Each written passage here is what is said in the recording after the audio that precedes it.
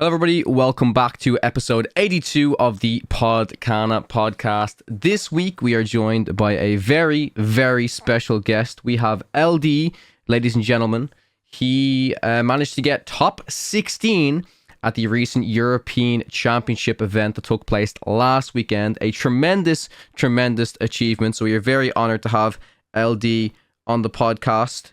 LD, for those of you who don't know, also runs another Lorcana podcast alongside Artabax, who we had on a couple of weeks ago. So yeah, huge shout out to them. Like I don't know if this is common in many other spaces, but I firmly believe in, if one podcast is no, we're the superior pod. I wanna like share as many avenues for like other podcasts and other things, because I think what you guys discuss in great detail sometimes is stuff that myself and Moyen can honestly miss, and I really love the stuff that you guys do. So yeah, I want to give you the floor. So I guess just tell our viewers a little bit about yourself, how you maybe got into Lorcana and what you've been up to maybe leading up to the European Championships. Yeah, nice. Yeah, thank you for that, and yeah, thanks for having me. It is a massive honor from my point of view to be involved in this, invited along and involved in this podcast. What you guys do is incredible. Yeah, so people that don't know me, I'm LD. It's short for Lorcana Decklists, which is my Twitter handle and my original username. I've been playing Lorcana since the very beginning of the game.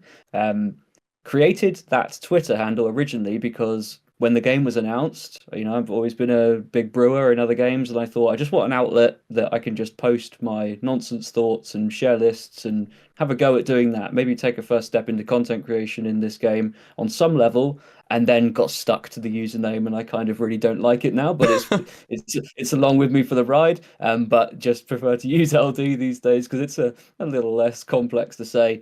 But yes, since then been playing very actively, gone from sort of casual deck builder level up to being a more competitive player, and now seeing some good success at that level, so having a great time. Yeah, awesome. Well, pleasure to have you here. Once again, congratulations on your tremendous run this past weekend. We're going to be diving into it, of course, and having a look at your deck list. But before we jump into it, want to give a huge shout out to our sponsor of the episode, Heavy Play. Heavy Play make their incredible CURV card sleeves that have rounded corners at one end of the sleeve. Never again will you accidentally shuffle cards upside down into your deck. They also have their EquipMag system that connects their Playmat, Deckbox, and Dicebox, so no more rolling up your Playmat and rushing to your next table. Easy magnetic connection system for easy transport around locals and tournaments. Be sure to use code PODCANA to save yourself 10% at checkout, and also use our link down below in the video description. Thank you, Heavy Play, for sponsoring this episode of the podcast. So yeah, we have a couple of headlines for today's episode. It is going to be a bit of a long one. I think we have a lot to speak about, which I'm super excited. And yeah, so headlines. Obviously, we're going to be talking about the recent European Championship. We're going to be doing a recap of the event, gathering all of our thoughts. I think more particularly Moyen's thoughts and LD's thoughts, since they participated in the main event. But I definitely have some thoughts I want to share regarding the structure of the LCQs and some things that went on. We also had Set 7 and Set 8 recently announced at that event. And we did see some cool little hints, in my opinion, that may, hint towards a dual ink card, perhaps, which is going to be super, super interesting. And then some very much surprising news. We had a Disney Lorcana Challenge announced within Australia, Melbourne to be specific. So I know myself and Moyen were like, how much are flights to Australia? But yeah, I mean, it's really, really great to see that, to see the game expanding and growing to various other regions. And what's going to be particularly interesting about that event is it's going to be a 1,000 player event, but I'm curious to see what the structure is going to be. I would very much assume that the winner of that event is also going to qualify to Worlds. So if that's the case,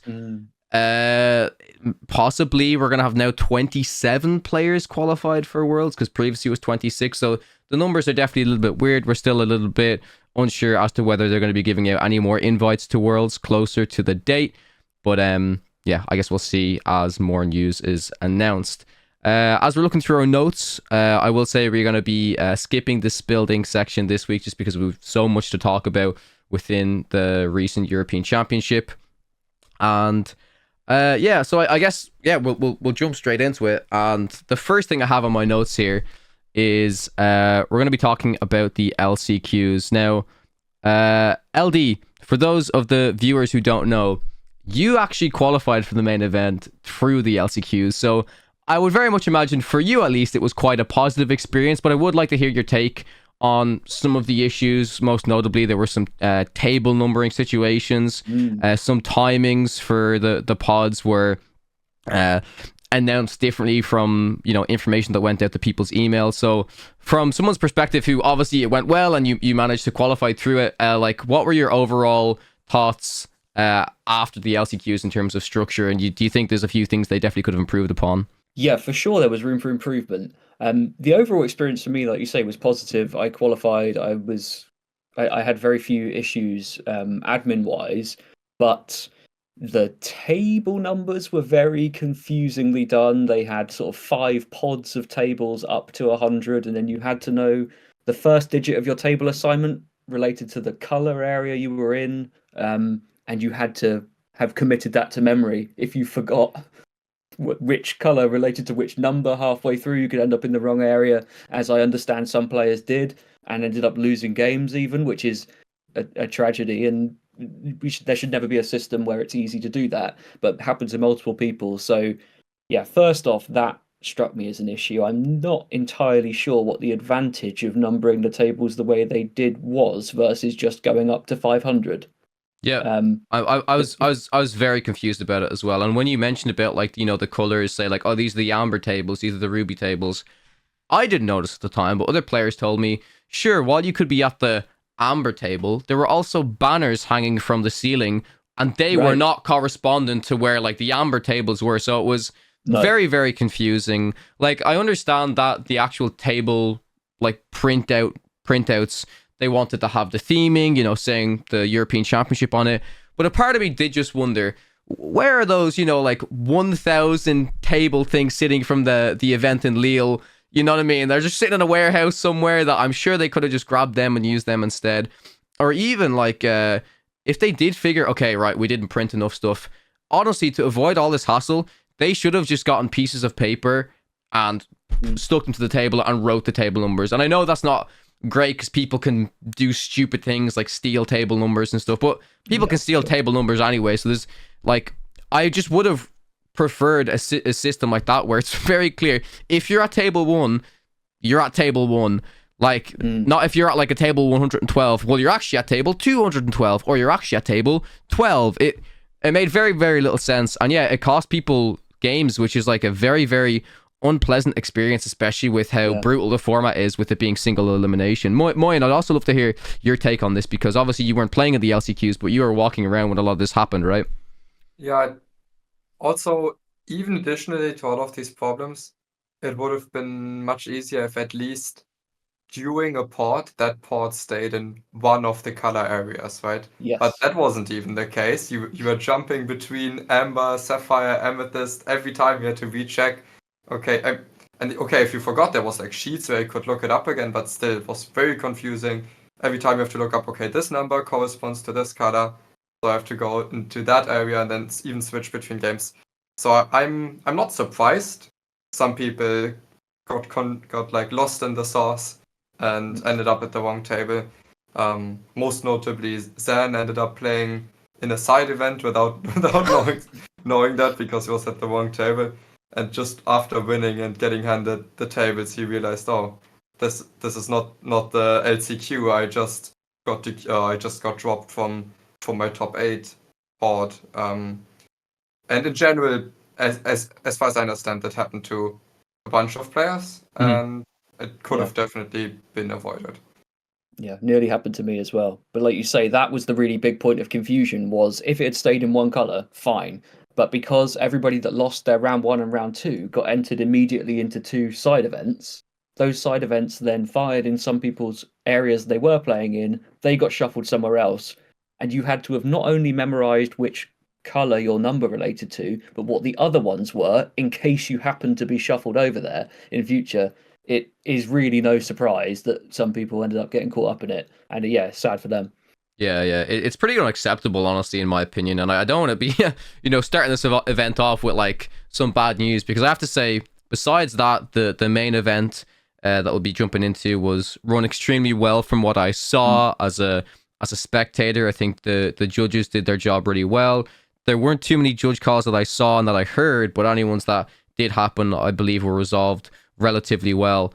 But yeah, just one other point I want to point out about the LCQs was, yeah, there was some misinformation about the timing. An email was sent out saying that the second pod, the afternoon pod, began at 3:30 p.m., but they started firing them at 3, which meant that any players who were playing in the finals of the AM pods, they pretty much just couldn't play their PM pod, which they would have bought a ticket for, which is really, really bad. And it's an awful feeling, because I was very much assuming, oh yeah, like this will start at 3:30, because that's what I read in the email. That's what many other people read. I even heard of stories where people were like, I don't know, maybe there's people that are more local coming up to just playing the PM one. Oh, this starts at 3:30. Oh, sorry, you showed up late. And then it just led to so much confusion, saying like there was like time extensions and stuff. So sorry, go ahead, Moyen.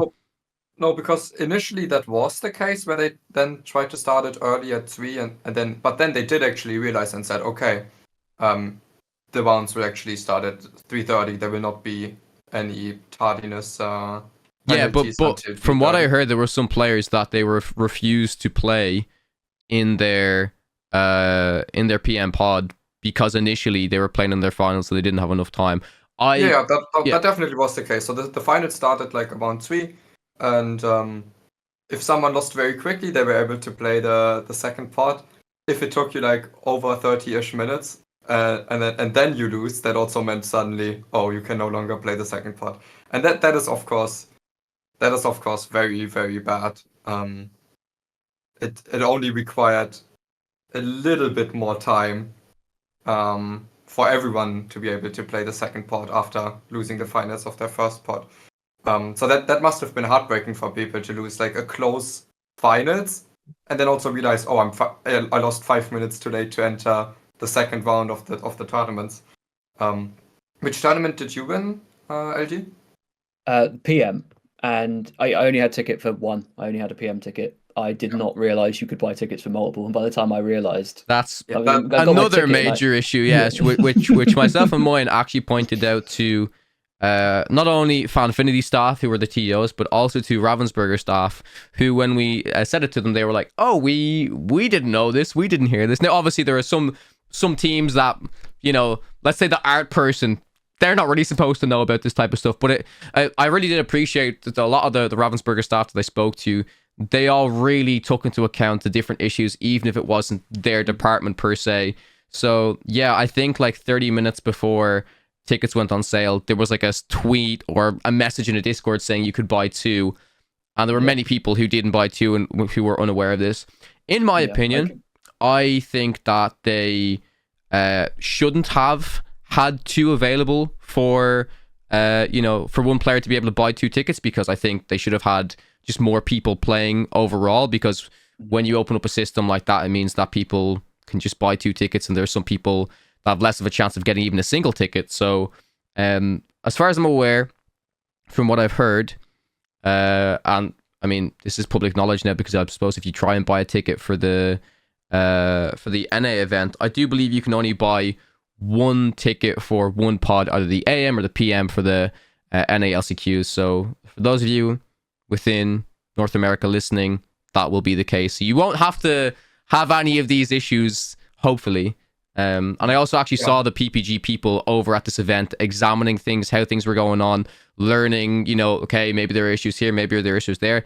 That was really impressive for me to see, that they made the trip over and really wanted to ensure that their tournament was going to be even better than this one. So that was really, really cool to see. Yeah, in general, I want to say, because, okay, regarding the point, should you have been able to buy 2 or 1 tickets, I think there's points to be made for both sides, right? If you can buy 2 tickets, it might be more worthwhile to actually go, because it's not a very forgiving format. For example, I think now we can only buy 1 ticket for an A. I'm not flying over when a single best of 3 will end my entire run. If I could have played 2 pods, probably I fly over. It's suddenly a much better chance. I'm in the end, I think the biggest issue is, okay, if you can buy 1, if you can buy 2, it has to be communicated much, much better, so that everyone's aware. talked to so many people that weren't aware at the time that they could have even bought 2 tickets. There's been a couple. I don't know if it was the winner or one of the finalists that like won the second pot after losing the first pot. If they didn't know, they wouldn't have been there, and it shouldn't come down to these arbitrary things of do you see the tweet at the same day of ticket sale. Yeah. So I mean, all in all, there has been a bunch of things that went wrong for sure. That doesn't mean that the event was catastrophic. It was still a very well run event, but I think all of these points still need to be addressed. Yep, I agree. So the next point that we have noted down here, I think this is going to be a big topic of conversation. We're going to jump straight into it. So it's the 2-game format versus best of 3. I'm going to just pass this straight over to you guys. I'm going to lead with yourself, LD. General thoughts on this. I do believe that yourself and Artabax had a long conversation about this already, so I'd be curious to hear your take after, going from playing in the LCQs to then playing in the 7 Swiss rounds of 2-game format. And I guess like we've had an entire season now of the Disney Lorcana challenges. I guess the question I'd like to pose to you is, do you see them sticking to the 2-game format overall for the Swiss rounds moving forward? And if that's the case, do you think there can still be further improvements made within either of these formats without just strictly saying, okay, we're just going to all best of 3, we're just going all to 2-game format? Because every time we talk about these 2 different formats, there's clear advantages and disadvantages to both. So I'd love to hear your take after, playing in one of the most prestigious events so far with both formats present. Yeah, so as you say, I did have a chat to Artabax about this, and it helped me kind of crystallize my thoughts on it because I was kind of all over the place. I'm not the strongest 2-game format hater out there, but I am a disliker. If you say it's the format that the tournament is in, I will play it and not complain. I'll just get on with it. They dictate what we play, and I'll play it. Because, like you say, I can see the for and against for it. But for me, the issue comes in where 2-game format serves a specific philosophy, which is that it minimizes the bad feelings. It creates a bit of a flatter, slightly more high roll prone format, in my opinion, where you're incentivized to do some certain things, and it certainly creates situations where players can have a really hot run. I mean, the same is true for best of 3 a little bit, but it pushes it a little bit more. I think that philosophy lends itself okay to a day 1 Swiss of a challenge event, which is designed to be everyone within this nation and nearby nations come along and have a run at this big event. This is your landmark, open, competitive thing. But all of that comes at a cost of each match having a clear winner. When you're at the European Championships, this is the highest level tournament there's been to date. How are we not playing a format that determines winners? Is my thought. We are solely there to determine a winner. We should be determining winners in every round. Is my thought. And if you look at the standings and everything, you look at the point totals and how flat it all is. It's so much more pronounced than I would have expected. Just how much it flattened everything. And like my final round, I 2-0'd my final round. I was playing on table 10. I went to 7th in the standings. My opponent went to 37th. And that's like 1 game win difference that's fluctuated between us. So everyone, it was so flattened out. And it just, I think, really was a real missed opportunity to enable us to better spot the skill differences between us, because it just flattened it all out, which again, I recognize is fine for some things, but yeah, that's my thought. To me, 2-game format is not appropriate for a tournament of that level. That's where I've landed. Moyen, your general thoughts on the two formats? Well, I mean, you know my stance. I'm just trying to really understand some of the points LD made. So in general, what are your main points? It's 1, you want to have winners every round, and 2, you feel like it's like flattened out quite a bit, which makes certain games have like a lot of importance in the final result. Yes. I think get behind some of that. I think that the biggest thing is definitely when people like, not for some, not for everyone, for a lot of people that I've heard, or at least the vocal people, it's okay if I go 1-1, I feel like unresolved. Okay, one of the things I don't like 2 years, I would have won the best of 3 if it was one, because you don't know, you weren't able to win 2 games in a row. Who are you to tell me you would have won the third one? Then this is very interesting. I think for example, the flat, okay, yes, right now we had like lots of great players. It wasn't easy to owe anyone, but also that was the case for every single one, and you didn't even need to win that many games to like have a good chance at qualifying. So basically, we played 14 games in the main event.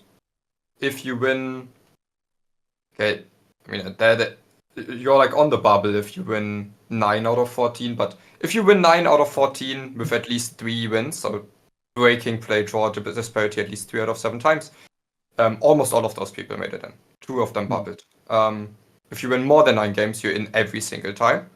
And I don't see the big issue with that. I see that as extremely competitive, where you have to like win 9 to 10 or I mean more games always was good, but like win 9 to 10 out of 14 games.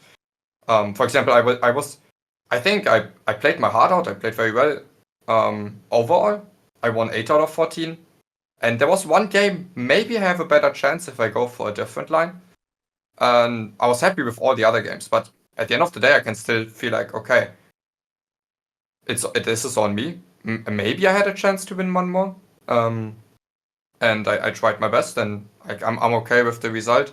I don't need to have a winner after every single round. I think we even have a winner after every single game. Every single game is worth like 3 or 4 points. You need to win. Like, there's no games you can just say, okay, you can blunder this, or you can you're like okay with losing a game. Every single game has importance. I don't dislike that at all either. We also had one of the spilled ink questions that was like regarding this a little bit, that maybe we can answer at this point, which was like a hypothetical thought experiment that traders mentioned both on YouTube and Discord. And they said, okay, would you rather win, what was it, 5 best of 3s or in a row, or would you rather would you rather have to go 2-0 3 times in a row? This one, I think, wasn't very good, difficult to answer for me. It seemed very intuitively winning 5 best of 3s is much easier than winning 6 games in a row, which is what winning 3 best of 2s is. I'd also conversed with Frank Carsten a little bit about this, and then immediately did the calculations. Okay, what would your expected win rate have to be for you to actually prefer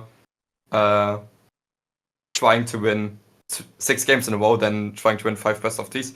And it was like, okay, if you have an expected win rate of less than 36%, then you would prefer that. Okay, but this comparison really led me to wonder, okay,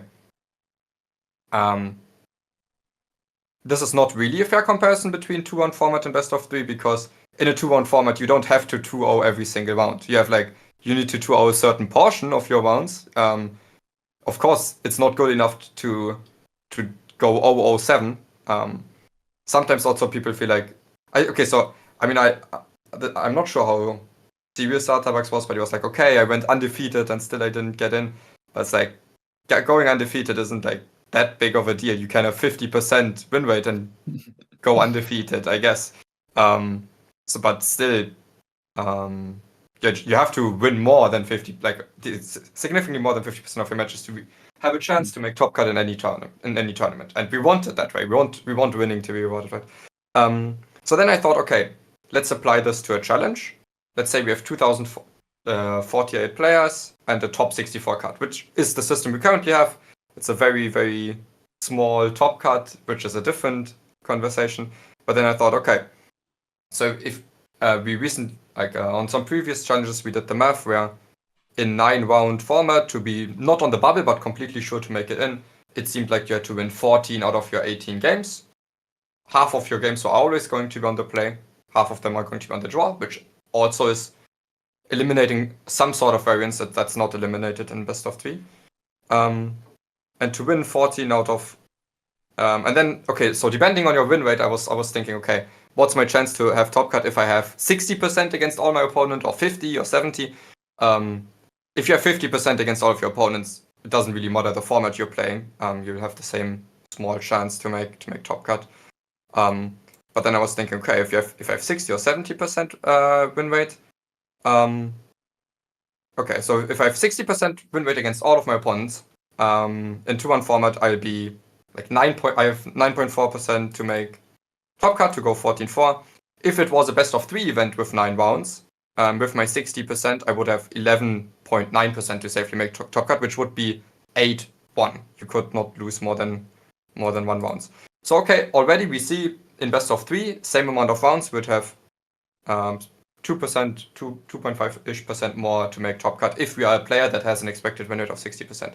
I did the same for if you, let's say you have 0.7, you have a 70% win rate, which is very, very high. Mm-hmm. This would be like the very best players in the game, if even them. And then in 2-1 format, 9 rounds, you'd have like 33% to make top cut, and in best of 3, you'd have 39. Now it's suddenly 7% higher. And this is very much expected, as best of 3 erases some of the variance of having every game, and also you play more games, so of course there's less variance.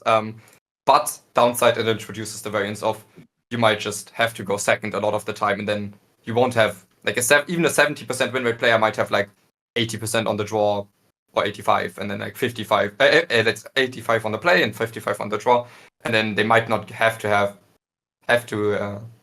all of the advantage that they would usually have.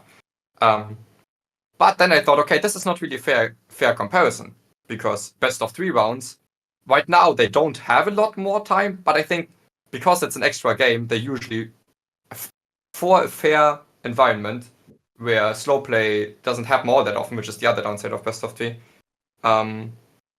it needs to take, like, if there's one more additional game that can be played, which is like 50% of extra games, I thought, okay, maybe there also has to be less rounds, because it takes, let's say, we could allocate something like 50% more time per round to it. And if we did that, we could only play 6 rounds of best of 3 in the same time as we could play 9 rounds of best of 2.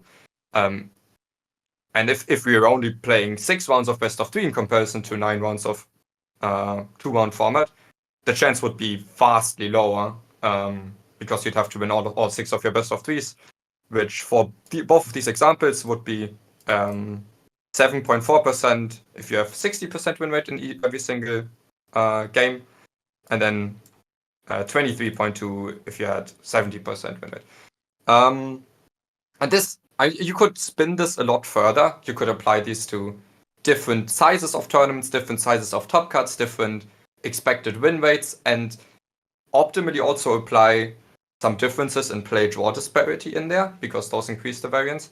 But this was just like some of the easier calculations that I had made before this podcast to kind of get an understanding on maybe the pros and cons of these formats. Both of them work, and I don't agree with the general notion that maybe one of them. Okay, this is also like in part in response to you, but I don't agree with the general notion that maybe one is like high rollier or favors the better player or the worse player. I think it is very nuanced in how to apply these, how many rounds are comparable between the two, and then they generally do a similar job at giving the better players a better chance to make it fun. Yeah, those numbers are very interesting, very, very intriguing when you break down the math like that. And yeah, it's something else that you mentioned there as well, that I think this should, I mean, the format should be the priority in terms of, you know, it should be structured correctly and the point system should be correct and stuff. But like logistically as well, that is another thing of like, you know, actual timing for events and stuff. Like I myself, I mean, I've run events, Moyen, and I know the challenges when it comes to trying to have a strong format, but then also have the time to run the event. Like, I've done stuff where, you know, I've run an event where I'm like, you know, single elimination best of 3 is like really, really difficult. So I'm like, okay, let's do like a double elimination event. So then you have like your losers bracket and you're bringing that all up as well. And like, all of these things are always intertwined, like logistically as well. But that being said, I mean, we've had a whole season of challenges. They've seen, I mean, they've gotten all the feedback from players. So I want to believe that maybe they will potentially change some things, even if it's something like, okay, because in my opinion, with the 2-game format and how the DLCs are structured, I just want to be playing more Lorcana in general, especially with the top cut being like top 3% players or whatever. We've said this since the start. If you do the actual calculations for, like, you know, for how many players are playing, first of all, it shouldn't be 9 rounds. It should be 11 rounds. But I understand 9 rounds because, you know, timing restraints and stuff. But then if you actually want to calculate what the top cut should be for that, 64 is like minuscule, right? Or it should be something based on, you know, once you hit a certain point threshold, even if that means, like, I don't know, let's just say roughly 150 players make day 2 because 150 players got to 43 points, 42 points, whatever it is. That just feels better, in my opinion, to then move on to second day. I mean, obviously you'd want to try have an even number of players, because then when you move into day 2, you don't want to be just like kind of giving somebody a bye and stuff like that. But I just think there are systems like that they can look at for further improving something like the 2-game format, to just allow more games to be played. Because it's what you said as well, Moyen. It's like for the LCQ format, it's a big thing. If sure people are making this trip over, they want to come play this game, and they lose their first round and they're out. That's it. It's a brutal format, and unfortunately for the LCQs, I think that it's common. This LCQ format is common within other card games, and I think it's good that they looked at other card games, and I'm sure they weighed up a lot of different options. But in general, for these events, yeah, I think people just want to play more Lorcana. And it's also something I just want to note about, like, this is something that both of you were I would just say we're probably not focused on, because you guys were doing the main event when this is on. But everyone else who did make it and stuff, you know, you had your spectator pass, you had your turbo zone stuff, so they give you your tickets, you're playing pack rush against each other, and it's a bit of fun. Myself and my group, we made the most of it, and we, you know, just played games and we did different things. Luckily, I could, you know, watch your guys' games. But if I came to this event by myself and I didn't make my LCQ and I was given my 2 pack rush things and I played it and I opened my packs and I'm sitting there, you know, for me, watching the event is good enough. But, you know, I'm still sitting there watching a big screen that I could have done that when I was at home, right? I've come to this event to play Lorcana. And if you come as an individual, not as a group, I do personally think that it was quite lackluster for how much Lorcana you could actually play at this event if you didn't do LCQs. And I think that's something they've noticed. I think that's some feedback that they've definitely heard. It's interesting because I'm always with a group and we're always doing stuff. It's the part that I probably least recognize, but then I can see the perspective of other players who want to come and enjoy this event. Everyone comes to these events and travels to these events to play Lorcana. The less Lorcana you play, the worse it feels, in my opinion. So, I think agree. Just circling that back to the format a little bit, it's also the same thing for the format, right? Because the more games you allow the players to play in a short amount, like in an appropriate amount of time, the better the format will be at having the better players make it far in the tournament. So I think regarding this, 2-1 format has 2 big advantages and disadvantages. What the big advantage in that regard is, okay, yeah, disregarding, okay, there's no play draw, but also if everyone plays 2 games in 1 round, and it's not some people play 2 games, some people play 3 games, you can time it much more appropriately, where you can fit more Lorcana in less amount of time. I think that's a very good thing. If you have a best of 3 and someone goes 2-0, they will have to wait the allocated time for like that 3rd game, because they didn't have to play that. the big downside is something that it seemed to me like they've tried to combat this event, which is as soon as you got into the territory of you have to 2-0 every round from this point on to make top cut. A lot of people in the past have been working around collusion in terms of they say, if I lose game 1, I concede game 2. If their opponent responds the same, they just basically play a best of 1. And that is a big disadvantage because you want people to play the game. You don't like that would lead people to play the game less, which is definitely not what you want.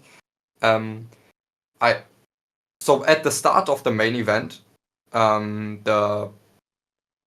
I think head judge made a very clear announcement saying you cannot. They didn't specifically say you can't say this, but they made a very clear announcement of you can't even imply to your opponent to like kind of play 1 game instead of 2. And at that point, to me it seemed like they definitely mean this. If I lose game 1, I concede game 2 is no longer something that they would let fly. And I think you also couldn't let it fly from your opponent. And I think if your opponent did that, you would have to call the judge because now they're implying this thing. I'm not sure. So basically, that's how I understood it. All of my opponents seem to understand it the same way. I never said it. My opponents never said it. No one ever conceded the second game in these situations. I wonder, was it the same for you? Did you see anyone still go for this gentleman's agreement, LD, or was it the same experience for you? Yeah, I saw it firsthand because my opponent in the last round conceded game 2 to me. Okay. There was absolutely no conversation, and I was like stunned to silence because I thought, like you said, my understanding was there's no way this can happen. Yeah. And he gets to the end of the second game, raised his hand after I won game 1. Mm-hmm. Raised his hand, called a judge, and said, "Am I free to concede at any time?" They said, "Sure." And then I looked at the judge again, like, are you serious? Like, is this actually fine? Yeah, because that specific thing is in the rules. You can concede at any time for no specific reason. So I'm not sure why they did it, because did they still make top 32 then? No. They thought they were going to and didn't. Oh, yeah, because I think if you're in that position, if you draw, you make top 32, which is the Elsa's Pillage, which is going for over which is like $3,000, yeah. So they didn't concede with nothing on the line. They conceded with $3,000 on the line, which seems it's not a decision that I would make. I'm still glad this communication about it beforehand. It seems like they're combating that because they didn't communicate that to you. I'm sure if you had lost, or I suspect if you lost game 1, you probably wouldn't have conceded game 2 with $3,000 on the line. You didn't have this gentleman's agreement at all. No, and to be honest, it wouldn't have even. The reason it was so shocking to me was because it hadn't entered my mind. I'd just come off playing a feature match the round before. Mm-hmm. Being out on that stage was so much more like mentally than I was planned for, and I was just sort of, as I played my last round, I was just trying to relax back into it. I hadn't even thought about really that much about the fact that I've definitely got to 2-0 this. In my mind, I felt I was playing for top 32. I hadn't really even allowed too many dreams of making a top cut to come back in at that point. And then it happened. And so, yeah, like I said, I was just completely stunned. But you're completely right. If I'd won that second game and my opponent had expected the concession, I wouldn't have given it. Not because I want to just take my promo and run, because I didn't even think about it. I was so focused on my games and everything and what was going on around that I was really just remarkable how little I thought about the tournament structure all day, which was probably to my benefit because it did enable me to focus on each individual game really well. But I reflected on that in the evening. I was like, if that had gone down the opposite way, that opponent would have been really angry, and I wouldn't have had any idea what I did. Well, if they, I mean, there's they wouldn't have had any reason to get angry. And if they get overly angry, you would have been the one that would call a judge on them. Yeah. Because they're not entitled to winning a game that they didn't play. No. So yeah, there was some other situations where maybe some people felt entitled to the win because if they win they get top cut, the other one doesn't. And some people were made feel bad about that. So that still happens, but I think for these things you can always call a judge about them. And in general, I think at this scale of event it works much better. Where I think now, if everyone knows that they can a judge can be called upon the saying, then no one will really do that, and that works, right? I'm not sure that eliminates the issues at challenges, because at challenges it's much harder for everyone to have this understanding that that's not something you can do or can say, or if your opponent says it, you can call a judge. And so this issue, while this worked at Continentals, it might still persist at challenges, and I'm interested to see how they will try to handle that. Yeah, challenges are larger scale events as well, so I don't think there can be enough judges to combat and spot all of that, even though I do think that's something that should be improved at these larger scale challenge events. As soon as you recognize the tables where this could potentially be happening, if I was the TO, I'd want judges walking up and down those tables, honestly, because myself and Moyen have seen firsthand some really bad experience. I mean, we've seen Moyen nearly have to become a judge himself to point out to the judges all of this is going on. You should do something about it, which is shouldn't happen at all. So yeah, I think my favorite thing is when I walked into that room when you guys were all sat down and the head judge made that announcement. It was extremely clear. I'd never heard it announced as clear as it was at that. Previously at the other challenges is always like, oh, you cannot determine the winner of your game by randomization or whatever. But this was like, you're at a high stakes event, you can't do this, you can't do that, play the game, and if anything happens, we'll be on you. So I really liked how well they enforced that, and they made the players aware. And yeah, that just made it even more surprising. I remember LD, you came over and you told me that, and I was just like, what? It's like that's crazy. Yeah, I don't know. I really thought that as soon as my opponent raised his hand, I was like, whatever you say here. Well, at first I figured, okay, something going on in the game, he needs to ask a question. Then he starts talking, and I thought, right, whatever you say here, like, this isn't going to end well for you. But was really surprised. I think just in general, I just want to say, this is like by far my least favorite part of the game. These late round conversations and the rules around it. I just want to sit down and play my games, and I would have been so happy to take that top 32 finish, take my Ice Palace, call it a great weekend. What I have is is precisely everything that earned through game wins. I only want to do that, and I would fully advocate for the rules getting even tighter. I just want to sit down and play. I don't want any sort of gentleman's agreement, anything. Like, we work out how many points we have and who makes top cut through playing this game, and that is completely my feeling. I don't want to. It's why I'm never the one to initiate these conversations ever, because I just don't want to navigate them at all. I would rather play. Yeah, I commend you for that. It's you mentioned also you didn't think too much about the tournament structure, right? You take every game at a time, you try to win every game, and then you see where it gets you. And I'm very similar. Sometimes I don't look at the pricing at all. I don't think much about how much the pricing's worth. For this one, okay, I knew I need to make top 16, win one round to get to Worlds, which is that's like the biggest pricing in the world for me. And I was in a good position after the first 4 rounds, and then I lose 1-5, I lose 1-6. After losing 1-6, I was out of contention for top 16, even if I win my last round. And then maybe then it hurt me a little bit that I didn't know about the tournament structure, because I still tried to win every game, of course, but I played like very, very much without nerves, because to me there was nothing on the line. And then after winning, I realized, oh, this was for $3,000. That that wasn't on my mind at all. One question I have for you is definitely after winning your LCQ, was there thought on your mind to switch archetypes? What was the difference in metagame that you expected from like LCQs to Continentals? And also, I assume you were always likely to stick to green purple, but in green purple, what was there any adjustments you made from one day to the other? Yeah, really, really good question, because there's a ton to say about it.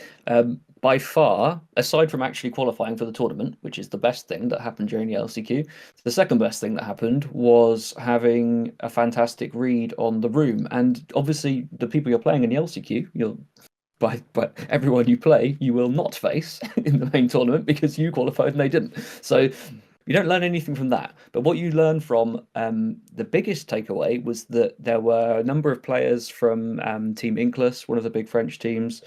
They were all there with the same red-blue list and got to see the differences in this red-blue deck, got to pick up on the fact, okay, these guys are all locked to red-blue.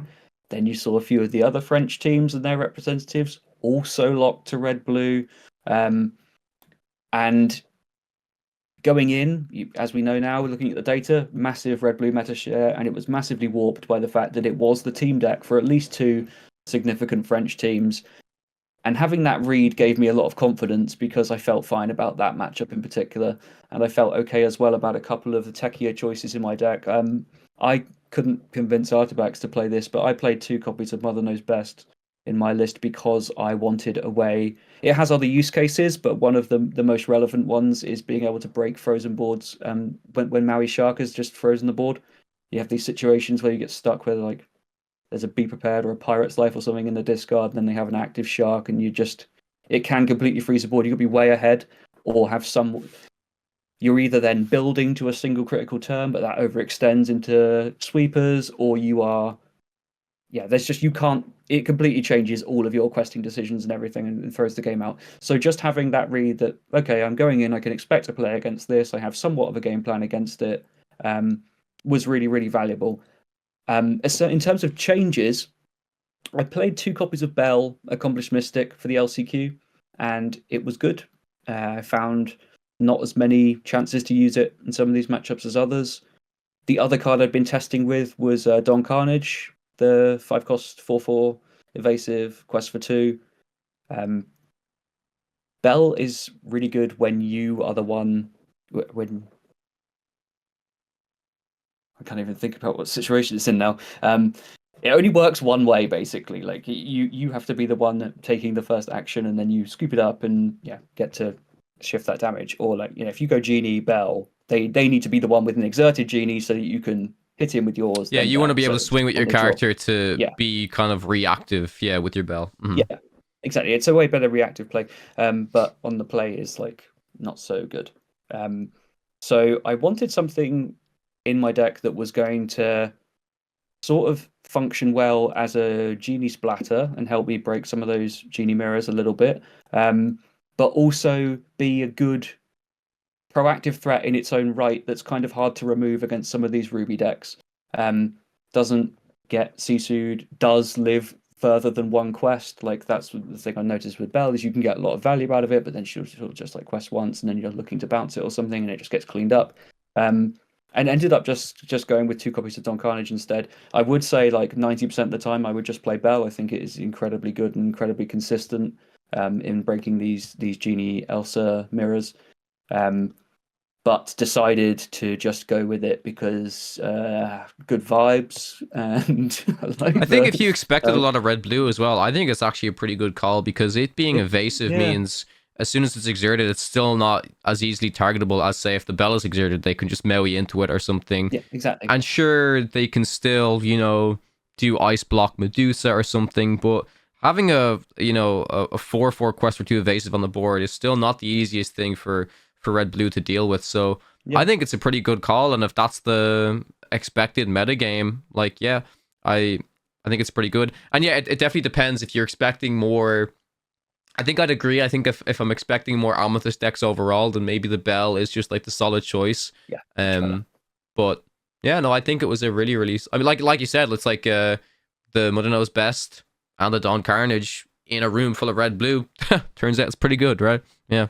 Yeah, they did their job really well, and so I was super happy with them. And both cards, there were multiple situations where I was really glad I was playing with them.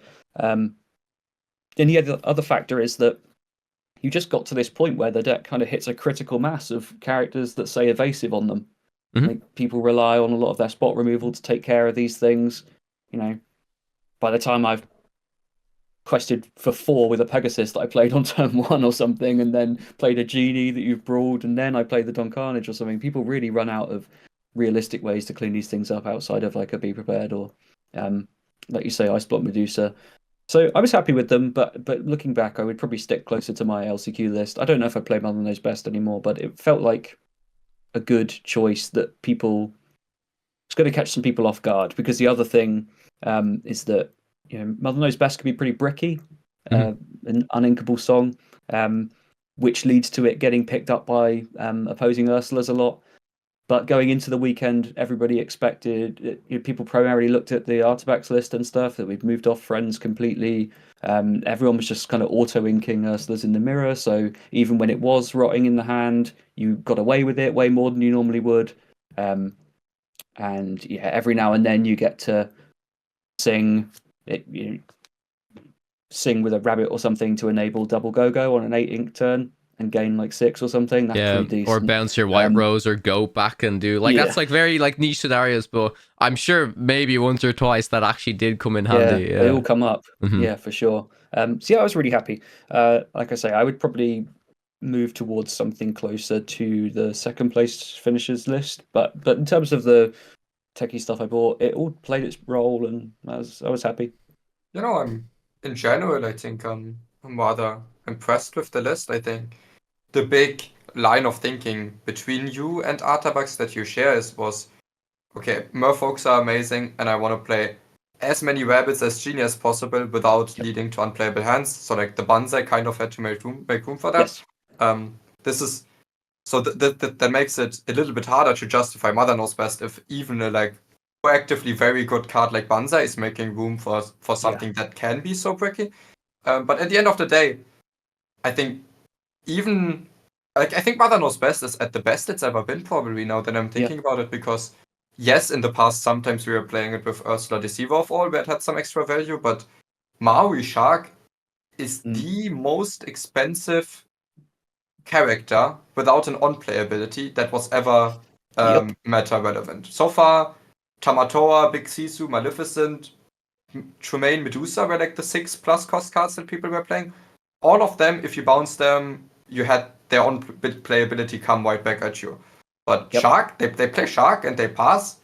Suddenly you quest with everything, play Mother Knows Best, and they're in this exact same position they have been before, or even worse. So the Mother Knows Best I respect a lot.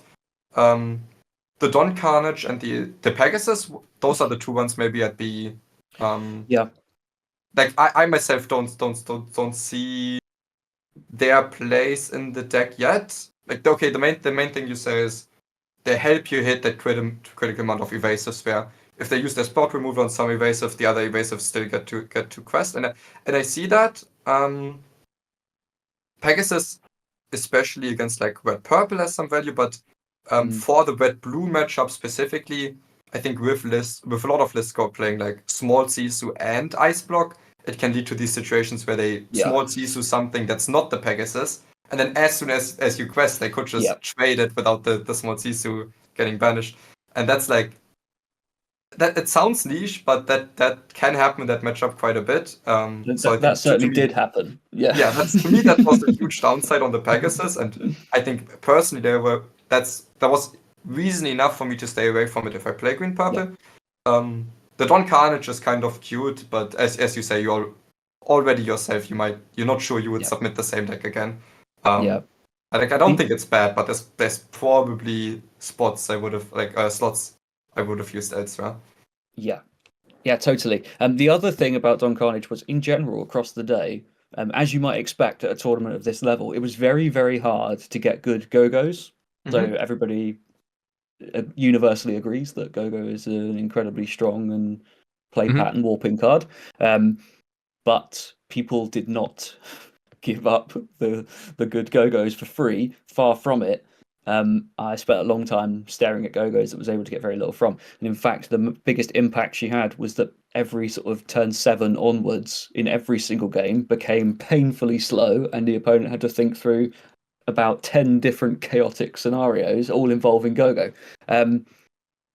So the one thing that I did really like about Don Carnage, and again, like I said, I don't spend a load of time talking about it because I've moved on, is that when you do pick up a sort of trade Don Carnage into a genie, it then leaves this 2 damaged Don Carnage in play that is like so tempting for people's Elsas, and they immediately have to pass back with a 4 damaged Elsa if they clean that up, and then you go them for 4. So it's like the ultimate bait that finishes off this real strong curve out hand, and enables you to, like, I don't know how you find the discipline to leave that, but you sort of have to and can't. So that I like things like that. That the opponent has to make a decision, and neither of them are good. And it came up quite often. Yeah, the Tomago in general made the red-blue matchup, like, it gives you hope in the blue-black matchup, in the red-blue matchup where sometimes you wouldn't have any. It's like, usually there's some games they're locked out if they could just quest out, and there wouldn't be the Go-Go threat. But they can't quest out without risking losing to Go-Go. And if they don't quest out, it's much harder for them to set up a turn how they win in one turn. So sometimes the matchup's like, okay, if red blue is ahead, they have a big board, but if they quest, they can lose, and they have to, like, again play a big Sisu, have 4 characters on the board and pass, and then try to get it to the point where you quest to 20 in one turn, which is actually why the dime can be quite relevant for these situations to actually set up the 1 turn 20 lore, where before it was like the worst card in the matchup, but now it can help combat the Tomago threat a little bit. Yeah, totally. Yeah, it's super interesting. Even just thinking about the Mother Knows Best there, I'm like, got another song I'm throwing back into Emerald Amber right now. Because honestly, I mean, I'm very low on my favorite deck at the moment, because I just don't think it has a great place in the meta right now. But that's even something I always thought about, was like, oh, like the only thing in my Amber Emerald deck that can tackle Maui Shark is like a Bruno. And it's like, oh, but like Mother Knows Best, is actually pretty good. And if you're playing a very song heavy deck where you've got Aerials, Prince John's, Muses, stuff like that, it's pretty good. And it's funny because I think that's the card that is literally 2 copies of Mother Knows Best is what I used to run before set 5 came out, where I swapped it to You're Welcome. So yeah, that card, it's really interesting that, like you said, Moyen, it's probably at one of the better stages it's ever been at currently within the meta. So I mean, moving on from LD's list, Moyen, I would love to hear your opinion on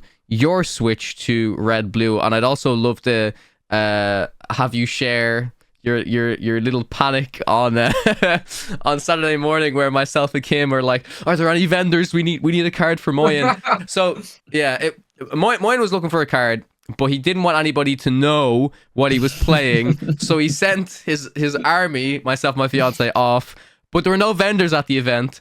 And then as Moyen is playing, we just meet up with friends, and they're like, yeah, I had like loads of copies of this card. What do you mean? So we were all laughing. And then I opened the first chapter pack in Pack Rush, and I had the exact card that Moyen needed. So I'll let you speak about it a little bit, Moyen. And I suppose, like your general thoughts of why you swapped, because I know you were pretty locked in on a specific deck, right? Yes. So for the last 8 days before the tournament, I was basically locked in on Emerald Steel. I had tested everything you could have done in Emerald Steel, and I was getting happier and happier going into the expected metagame. I knew what every single player qualified with, what every single qualified player likes to play in their free time, or at least most of them. We scouted every single. Okay, and then I was happy with the matchups, but to me, Emerald Steel was the deck that beat Emerald Amethyst and the other purple decks well enough, not as well as Ember Steel does it, but without having an awful matchup against Red Blue. So I think in general Emerald Steel had a good standing in the meta.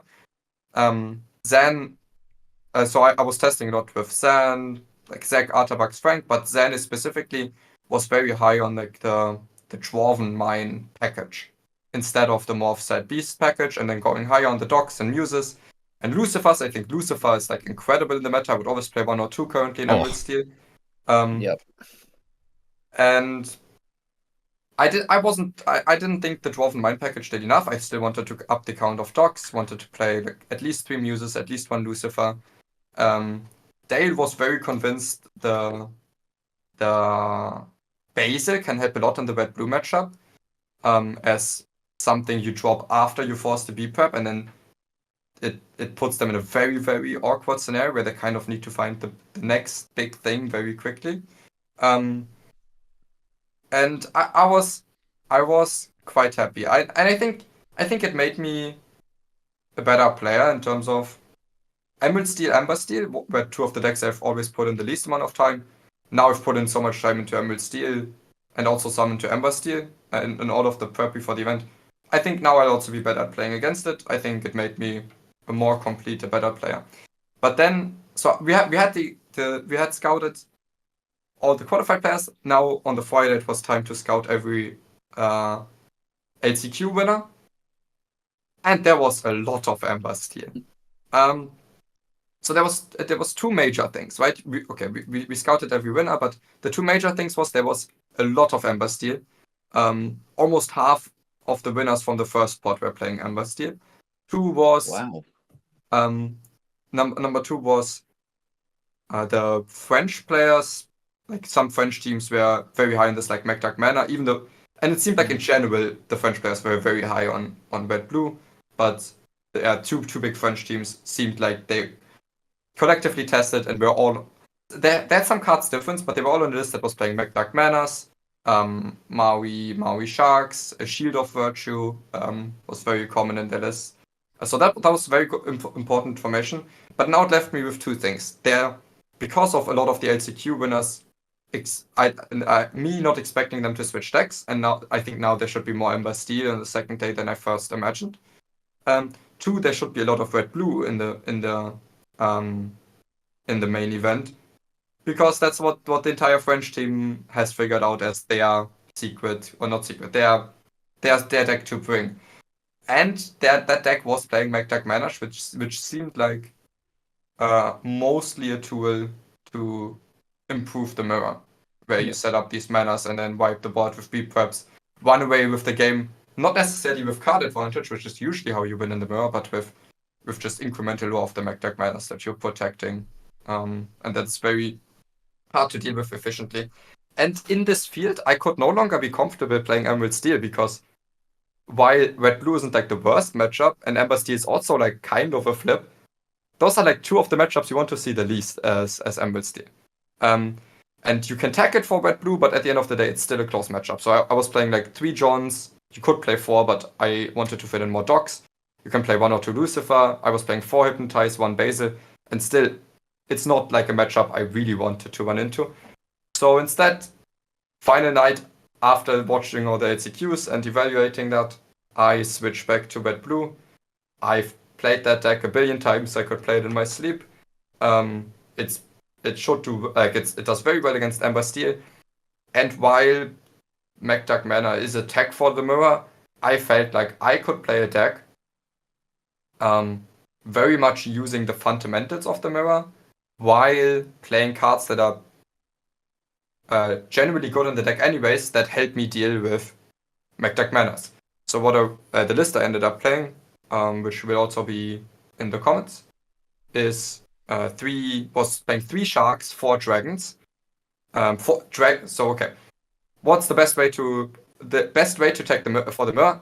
When I say the best way, I mean a way to tech for the mirror that's not bad against the other matchups.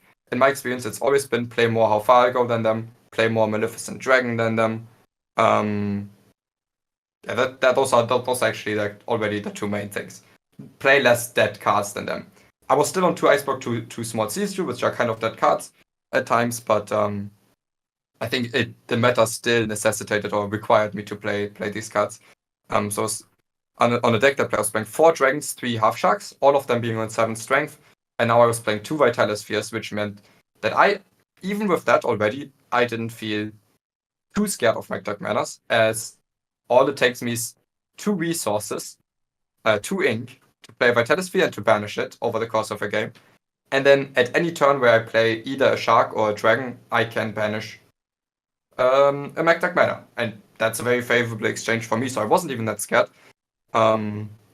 Also, if I'm playing against a French player from that team, I will prioritize not inking my Vitality Spheres and instead try to maybe Vitality Sphere them, so I have access to them later in the game. Which is also actually what happened when I was playing against Theo team. I 2-0'd them on 3, and if I didn't know their list, I would have inked Vitality Sphere like turn 2, turn 3. But I made a point to not do it, played it like turn 5, Flava shammed it, and like turn 12 I got it back and it won me the game. And if I didn't know their list, I don't win that game. I would have inked the Vitality Sphere a long time ago. So in general I wasn't that scared of the Magdak mana. I think with just playing lots of Maleficent Dragons, and I wanted to play 4 Fargo, but on that list I was on 3. I'm already pretty good into the mirror. I even went one step further, this is the first time I've ever done this. And some people were celebrating a lot. I put a Great Stone Dragon in my deck. And I do think, okay, it's also good against Red Purple, but that wasn't really the reason. I do think that right now it's a lot better in the mirror than it ever used to be, because right now people don't play Quill. Usually you take some tempo off to develop the Great Stone Dragons. The turn you do that, your opponent rushes to a Tamatoa, and if they can do that, you're not in time to like play a dragon. So you're like almost forced to be prep, and you even have to be prep for that. So it could lose your games very, very quickly. Now that there's no hyper ramping with the Quill, it's much easier to find the turn to take your foot off the gas pedal, play the Great Stone Dragon, and be set up for mid to late game. Maybe it will likely require you to ink less cards from hand, which means you can keep more cards in hand to win the long game. So yeah, in the end, I'm very happy with my list. I was playing 1 Develop Your Brain, 1 Pirate's Life. Pirate's Life was necessary to keep green-purple of the 20 lore after you've stabilized, especially as you can get it back with the half shark. The Pirate's Life did okay. The Develop Your Brain was just another way to fish for your good cards while you have the shark on the board, especially, but even without the shark, it's a completely fine card. The Great Stone Dragon itself, I must admit, over the 14 games of the main event, it was good a single time, and that game, I'm quite sure I was winning it already. So it was awful, but I still got top 32. It wasn't the end of the world. It's still... No, actually, I played it once as an item to banish it same turn of Flavasham. So I don't know if that counts as a good Great Stone Dragon. And I got top 32 in the main event, and then next day I played the Revival event, which is something we definitely have to talk about. Which was the big side event that everyone that didn't make day 2 could play in, but also the finalists that lost their LCQ port could play in. So I guess 16 of the best players from the tournament are no longer in it, and then 32 of the LCQ finalists are entering it, which maybe means it's like a slightly easier pool, but still very, very competitive pool of players. And I actually got second place in that one. And the Great Stone Dragon like single-handedly won me like 5 games in mirrors and against Red Purple. And so, which just goes to show you that 14 games isn't the biggest sample size. And like I think the card still fine. It's just in the main event it didn't turn up, in the side event it very much turned up. And I had these spots where on 6 ink I play Great Stone Dragon, knowing I beat prep next turn, and then suddenly I win like the long game against Red Purple and Red Blue. And suddenly they came up all the time. So let's get talking about the side event. Oh, can I just say one thing? Can you mention the card that you actually wanted to play in your list? Right. Right. The card I was looking for was a Shield of Virtue. I would have played like 3 dragons, 1 Shield of Virtue. It was just another... It has 2 main use cases. 1, it helps you deal with manas as an extra way. 2, it lets you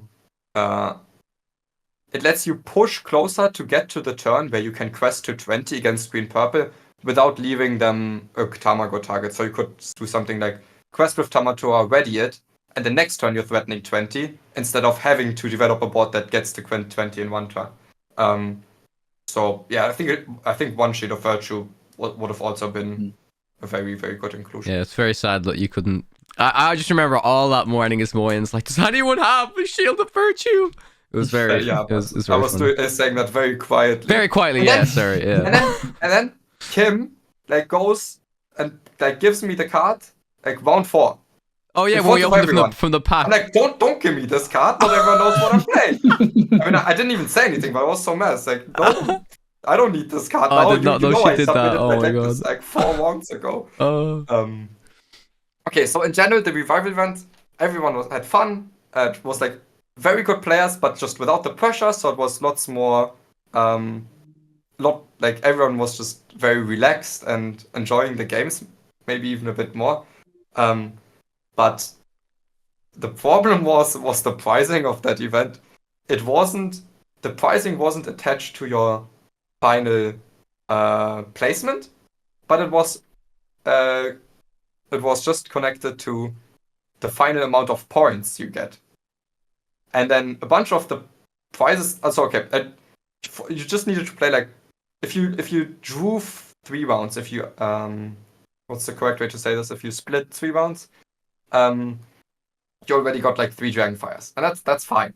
But then for the next few point thresholds, you got the Flotsams and Jetsams and the Christophs, which that's not very good pricing for like the revival side event of the players that didn't make day 2. And then after that there was some point thresholds that actually gave you some better pricing. And with my second place finish, I think I ended 403, which how many points is that? 37? Yes. So 37. I think that would have been first seed on the first day. And I got more points than that. Which, okay, yes, some people didn't care as much. Some people, like maybe the field was a little bit easier, but still, 37 points, great result. And there was still a bunch of pricing thresholds that I didn't face. That the player in front of me also didn't get. It was like, I think there was like, if you go 700, you got like a Cinderella foil playmat. You got 2 Cinderella foil playmats. Yeah, that was the that was the highest prize. Sure, but it's like, yeah. I don't want to say it's impossible because it's not, but it's borderline impossible. It's extremely unlikely, and even so, I think I got 4 non-foil Cinderellas and 2 non-foil Rapunzels. So even for the Rapunzels, I didn't meet the threshold to get the 4. Yeah, so the pricing structure, I think, was awful. I gave that feedback to them.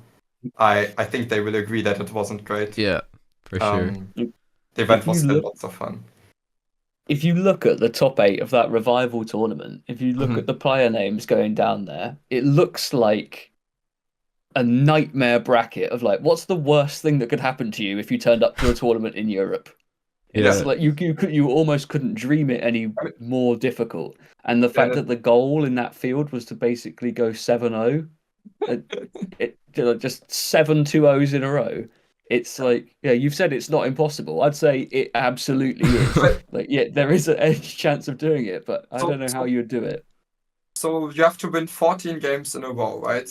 And I don't think so. What's the highest, like, reasonable win percentage you can give yourself in a single best of 1 against an average of these players? It's like maybe 60% if you're like the best player in the world. Yeah. Okay, like around that, maybe a bit higher, maybe a bit lower. But let's say you need to win 14 of those. Yeah, that is near impossible. Near impossible for sure. Yeah, it's crazy. Yeah, I just took a look at the names there as well. It's Moyen, Artabax, Frank Karsten, Raclem, who's like one of the best French players as well. Like, that's a crazy field. Yeah. Just win 14 in a row, so like win 14 very slightly weighted coin flips in your favor in a row. Yeah, easy, right? Easy. Mm-hmm. Yeah, just going down the notes a little bit more.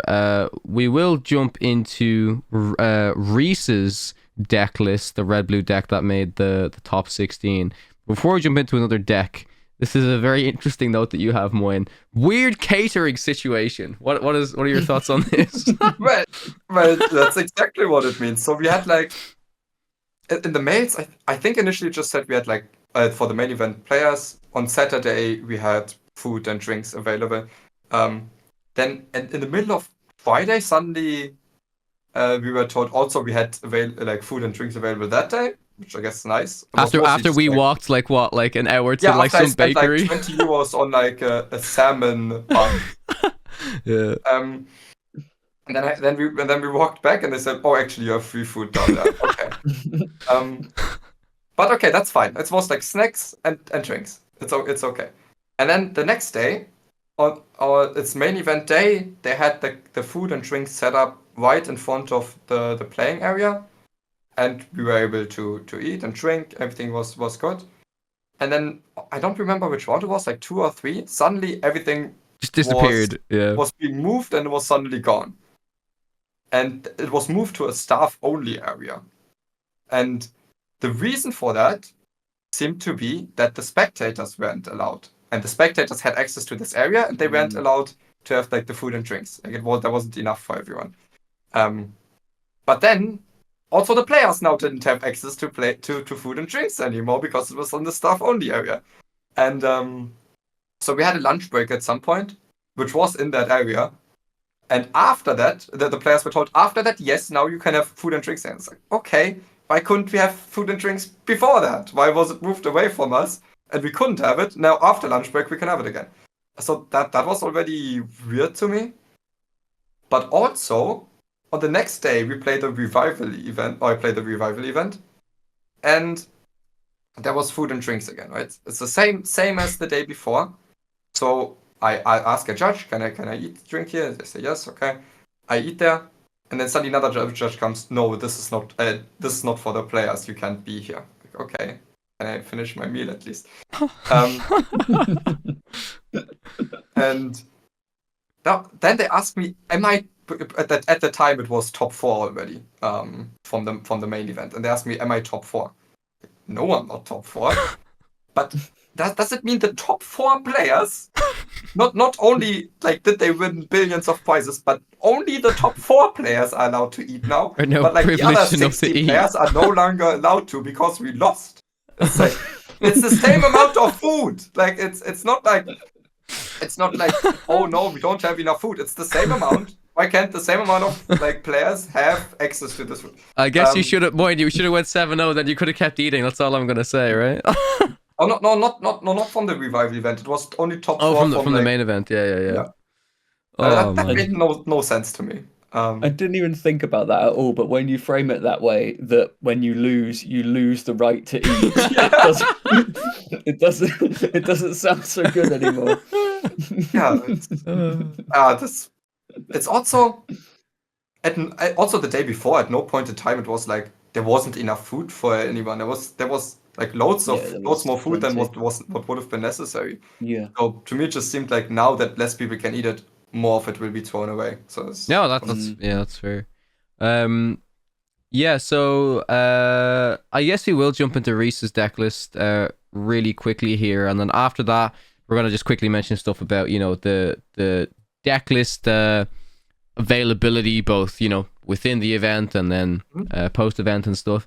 And then of course we will have to take a look at the winners deck list and talk about Ruby Amethyst, because it seems like Ruby Amethyst can still seems to just crawl back every set and take down some tournaments. But yeah, so Reese's red blue list, all I remember Reese saying to me was like Flynn, Sisu, Manor. Flynn, Sisu, Manor. Flynn, Sisu, Manor. That's all I would hear out of this man.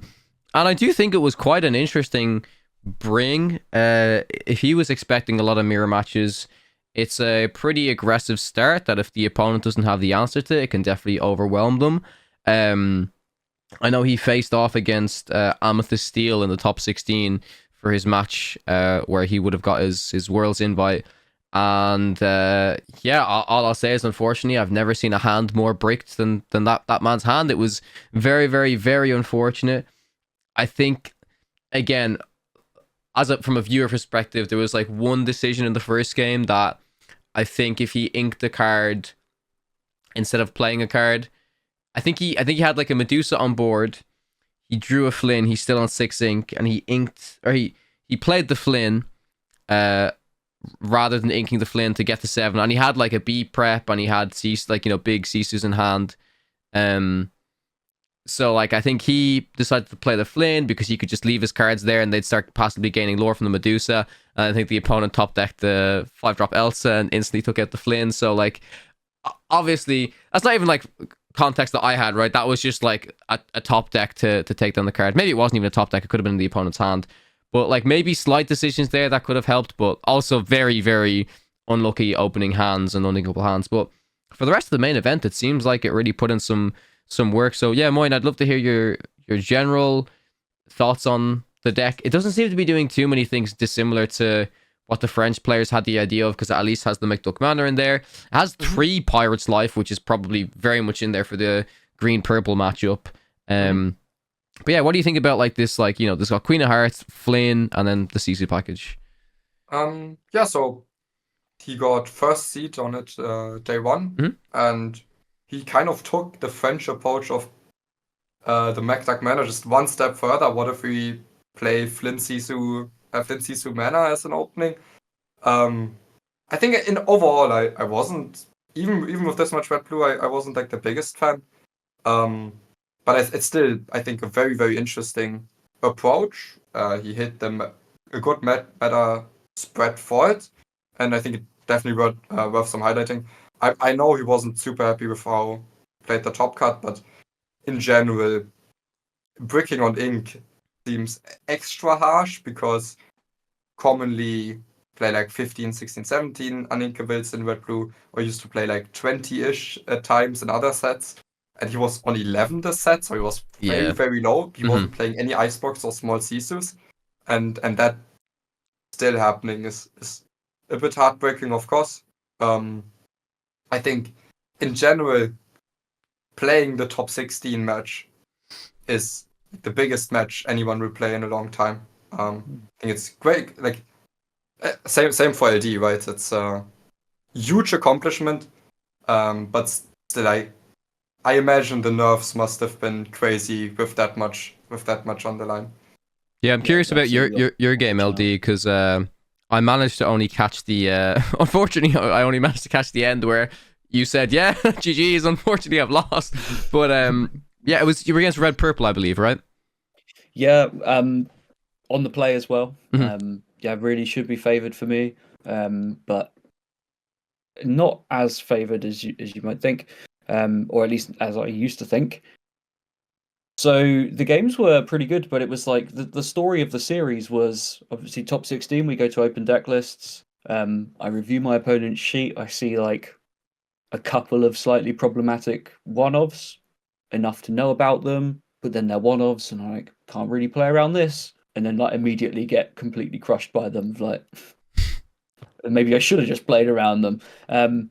Yeah, so I had like what felt like a very good aggressive opening against Red Purple, which featured some Pegasus, a bunch of 1-drops, and things that normally get you a lot. And then it immediately kind of flipped around when he had his one of Shadowfinder, Peter Pan on turn 3, and then clean up the Pegasus. And then we're sort of from there. I've struggled to kind of come back. It was just a massive tempo swing, but just a very, very disciplined Red Purple opponent that played super sharp and didn't appear phased by the nerves of it all at all. Meanwhile, I was kind of like coming close to vibrating off the side of my chair like and onto the floor. I was feeling the pressure, and probably didn't play the sharpest I could have. I don't feel like I threw the games or anything. It was a good set. But yeah, it's just they executed everything the way that Red Purple always does, right? Like, which is you draw the right things in the right order, and you will have the tools to navigate any matchup with Red Purple, especially if you're a really experienced pilot. And that happened for my opponent, so I wasn't too. I didn't feel too robbed or anything. It was well earned by them. But like you say, it's a sad match to lose, value wise. Yeah, in general, I think some some people are like very quick to now say, okay, red purple is great again, because I think there was like 6 red purple players, 3 of them in top 4.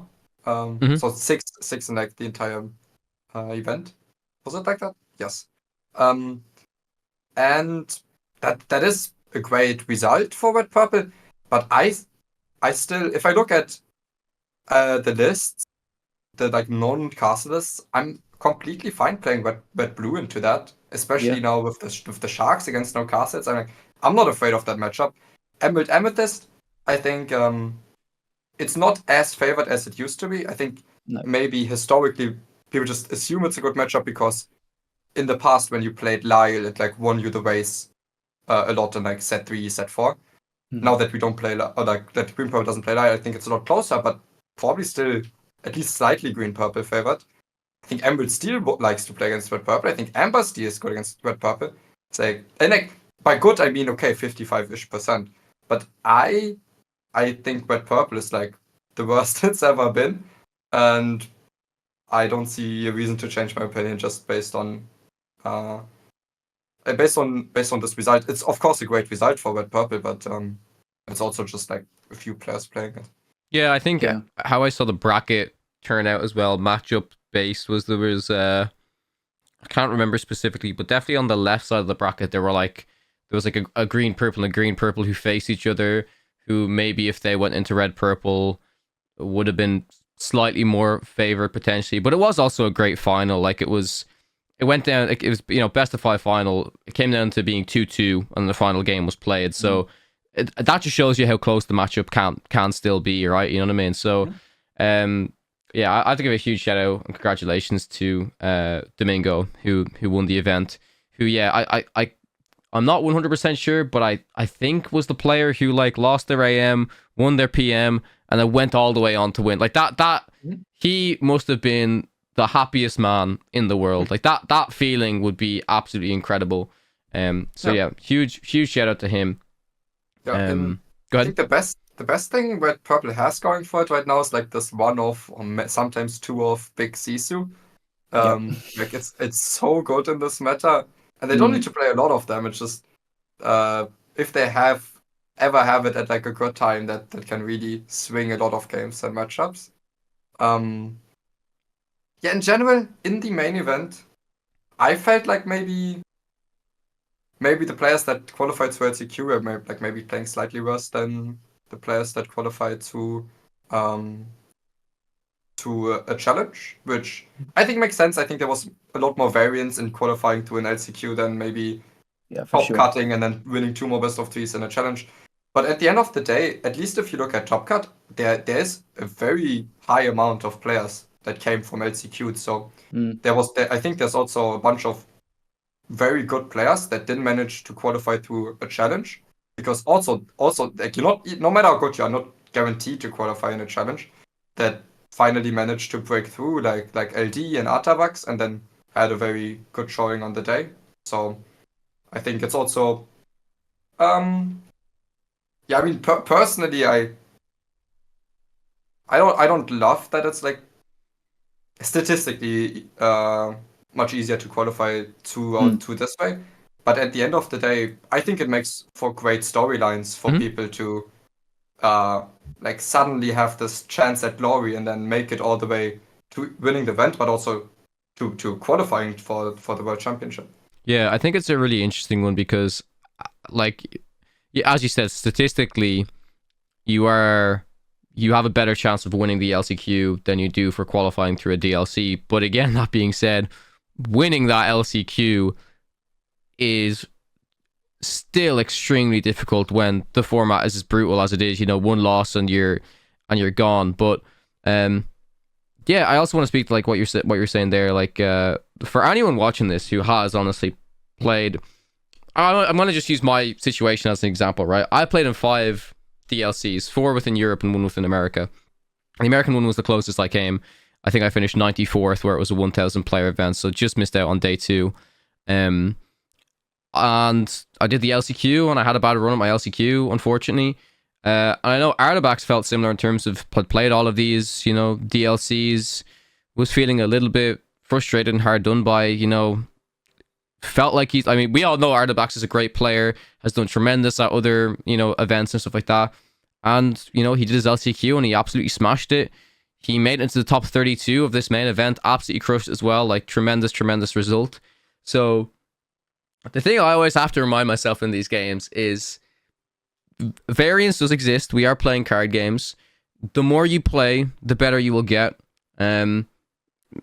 Depending on how much you're playing the game as well, like your performance will vary from meta to meta, depending on how much time you can dedicate, right? Like, depends how much you can play a deck, how much time you want to put into potentially, trying to break a format or add a few cards in that will, like, increase your chances in certain other matchups. So, yeah, I like the LCQs in general because of what you said, Moyen. It makes for like really great storylines. Like to see Deckbox and LD and the winner of this event make it, and like you guys really proved yourselves in these events. Like, you know what I mean? And it's not to say like you guys could go to a challenge and if you're running a little hotter on that day, you guys qual on a challenge. Like, you know what I mean? So it's it's a difficult thing to kind of look at, and as a player, as a competitive player especially, you can start to doubt yourself over multiple performances and stuff like that. But I just trust that over time, the more you play, your chance will come eventually. You'll have your moment, and yeah, I'm sure it's safe to say LD, like last weekend was probably one of the best highlights of the year for you, I'd imagine, right? Yeah, completely. My Lorcana years had very few highlights because I really needed the LCQ because I attended one challenge. I went to the one in Germany because it was the only one of the 4 in Europe where I didn't have a friend's wedding on the same weekend. Right? I missed going into this year. I knew I was going to try really hard to qualify, and I said, you know what, we've got like 4 or 5 weddings this year, and I can just feel it. They're going on DLC weekends. And then the schedule came out, and yeah, true to form, had to miss 3 DLCs for weddings. So I knew immediately. I had my hotel booked for a long time before because I thought, even though these LCQs aren't confirmed, I'm going to go and hope for it. So yeah, it was. Yeah, I really needed that chance because I missed out on quite a lot of them. So yeah, from my point of view, it was really good that was still an option. But I think in general, just it is a nice thing to exist. But I also agree that it's higher variance and it creates some cool storylines. But also, yeah, I don't know. 32 is a lot of people to qualify out of those, and I know that's coming from this perspective of someone who scooped one of those slots. Oh, I forgot there was another thing that happened. Okay, I have a few things, but one of them was, I had recently, after Italy, where suddenly it seemed like to be safely qualified, you need to win 14 out of 18 games. I had done the math. Okay, if you have 70% win rate in every single game against any opponent, which is crazy high, you have like, what was it? It was 30, 33. Yes, 33%. Yeah, you said 33. Yeah. To qualify in any given DLC. So even if you're crazy good, you have like a third of a chance to make top cut. So basically, then if you play 4 DLCs with this good of a chance, you still have like a 20% chance to not even make top cut. And after making top cut, you still need to win 2 best of 3s. So I think there's no shame at all in not qualifying, even if you play, like, no matter how many DLCs you played. Just like at the end of the day, as we always say, look at your prep, look at your play, and maybe after that look at the inside. The other thing was also, actually this weekend I had like 68% win rate, which I'm very happy about. Wasn't like I was one game off making day 2, and then the side event I got second, and the side event was maybe like a little bit less prestigious, but still 68% against these players. I'm still quite happy. Yeah, that's crazy. But the story that came to my mind when we talked about because you said 33 players qualified, right? Oh, yes. I think I said 32, but was it 33? Oh yeah. I don't know if you heard about this. Yeah, I don't know if you heard about this. Moyen, you might be able to explain it. But when I asked, the numbers were off. Yeah, it was interesting because when we were all standing around, you guys were getting your seedings for the main event. Kim was looking around and was just curious. She was like, "Oh, I wonder if any girls made it, and if any girls actually qualified and stuff." So I went over to one of the judges. I was like, "Oh, like did any women qualify by chance?" And they just looked around, double checked. Said, "No, unfortunately." They said, and they said, "Yeah, there's 95 players present right now out of 97." I said, "Hang on a second, 97?" And she was like, "Yeah, yeah." I was like, "Is it not supposed to be 96?" And she says, like, "Yeah." She didn't actually give me the reasoning. I kind of found out after. Moyen, if you want to explain how this came about to be 97 players. Yeah, there was a mistake that happened that led to one of the pods being more than 32 players. I think it was 33 or 34, which meant that at the end of the tournament there was still 2 players left that had won 5 rounds.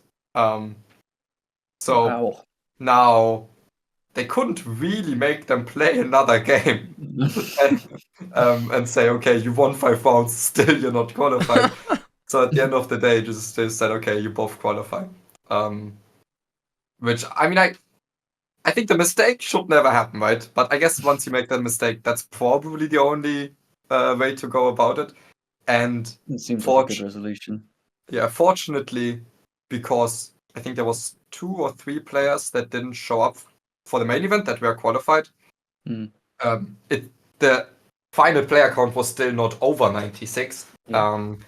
So I kind of got away with that one. Yeah, I don't know if it was actually 95, but if it was 95, that still would have meant that. Imagine you're sitting there round 1 and it says, "Oh, you've just got to buy," like in the main event. Like, what? That's just crazy to me. But yeah, listen, and I do want to preference. We've said this already. Every piece of information that we're saying is maybe a little bit negative or should be improved. It's all critical feedback, and it's all to the benefit of improving these things for the next events. And I think after there's actually another note, Moyen, that you had at the start, which I guess we'll talk about a little bit.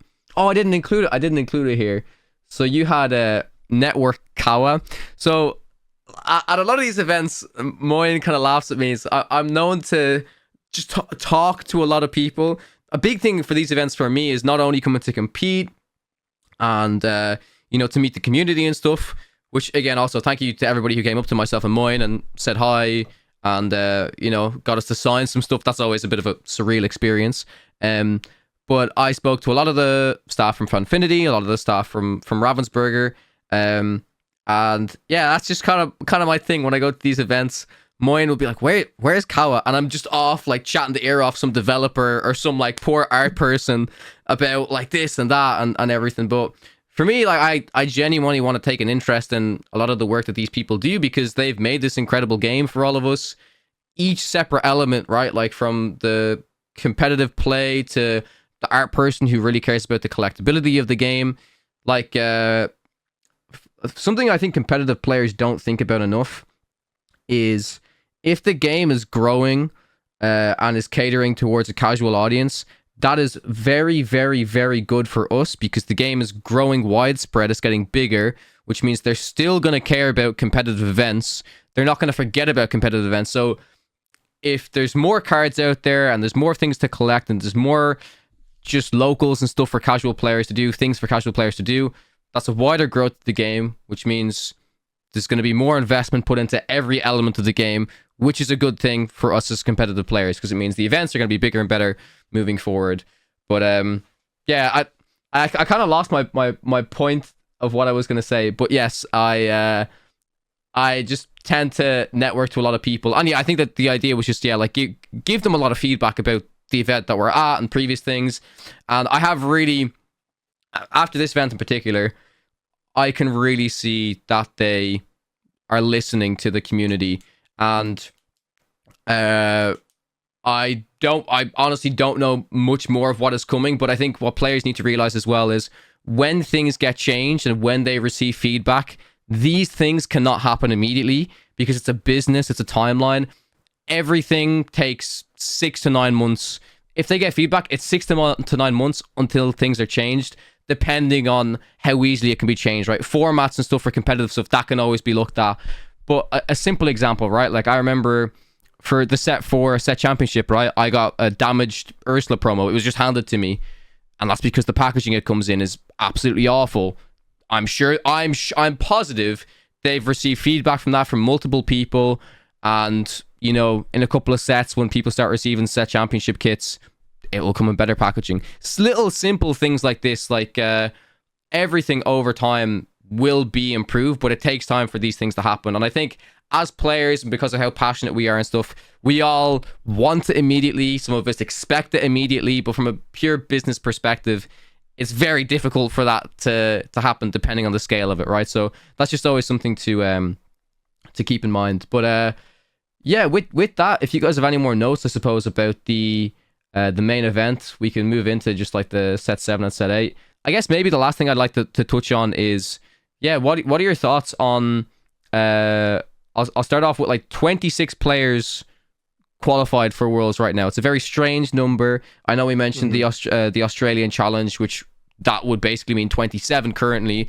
So that leads me to believe, at least, that there must be other ways they're giving out invites to players, because I can't ever see it being, okay, it's definitive 27 players to the World Championships. Maybe, but what are your guys' thoughts on this in general? It'd have to be something like 32, wouldn't it? Would be the close number that you're sort of working to. Mm-hmm. That's what I would assume. I don't know where those players come from, but yeah, the number doesn't really work. So it does make you think something else is going on. Mm-hmm.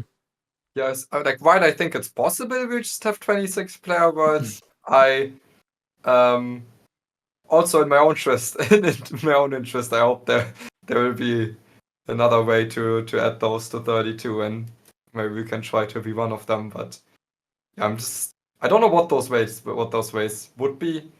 I don't know if we know whether like Melbourne still counts for this Worlds, or maybe it's like it already qualifies for the Worlds the year after. So I hope we get this information maybe at least a bit after Christmas period. Mm-hmm. Yep. And then there'll be 32 LCQ pods. 32 more slots to win 5 best of 3s. Yeah, so the other things you just have highlighted here, Moyen, before we move on is the post-tournament decklist availability. So I think you have this down just because I always find it useful after these events have happened. If anyone happens to be listening to this podcast that was in like the top 16 or top 8, like Inkdex is a great resource. I highly recommend you guys reaching out to them and just showcasing your deck list. I know I don't know at this stage if they've collected all of them, but they're always looking to have all the deck lists. But the other kind of deck list controversy thing, which myself and Moyen spent an entire episode dedicated to last week, was the whole open versus closed deck list thing. So I don't want to reiterate and talk about it again too much, because we covered a lot of the points about it. But yeah, I guess I'll just ask you, LD, how much of, you kind of spoke about it already, like how much of a difference did it make that when you sat down for your top 16 game that you had your opponent's deck list there, and like you said, you could see those one-offs and stuff like that? Like, would you have preferred if that was the format throughout the whole main event, or were you happy enough with how it was in the end? Especially after being on the feature stream as well, right? Because that's a big thing, is once you're on the feature stream, okay, like that does put you at an inherent disadvantage, because some of your opponents can suddenly start to see a lot of cards you play. Yeah, totally. That was the bigger thing on my mind. I wasn't too concerned about it's nice to play open deck lists on day 2, and that was cool. Good to review things, but like I say, it was like just enough information for me to make myself feel like an idiot, which is like I saw these one-offs, decided I couldn't play around with them, lost to them. So it's like, cool. I got to look at exactly how I lose, decide that I can't afford to just sit there. So it sort of led to a bad feeling, but I still think like it's a good thing. Like that it should probably be that way.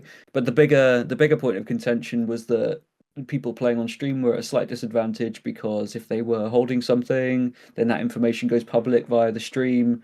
In the end, I don't really think it made a huge difference. Like, correct me if you feel differently, Moyen. It was really easy to scout decks in the room. You could just walk around basically after your round and have a little look at what people were doing. The information wasn't really hidden at all. It was just there for you to see. And credit to the coverage team, they were aware that this was a concern people had. After my feature game, we had a quick interview, and just in the really quick pre-interview when I was talking to Ed, he said, look, the deck lists aren't public. we saw we didn't see any Mother Knows Best, but you did ink the Don Carnage. You okay for me to talk about Don Carnage? I was like, I do not care who knows about Don Carnage being in my deck. If anything, it'll make my opponents feel more confident when they sit down. Feel free to get that information up. But yeah, that just to say, it was on their mind, and they were trying to take what little action they could to make sure it didn't have too much of a detrimental effect. But I think on the day it didn't really matter. Did you Yeah. feel the same, Moyen?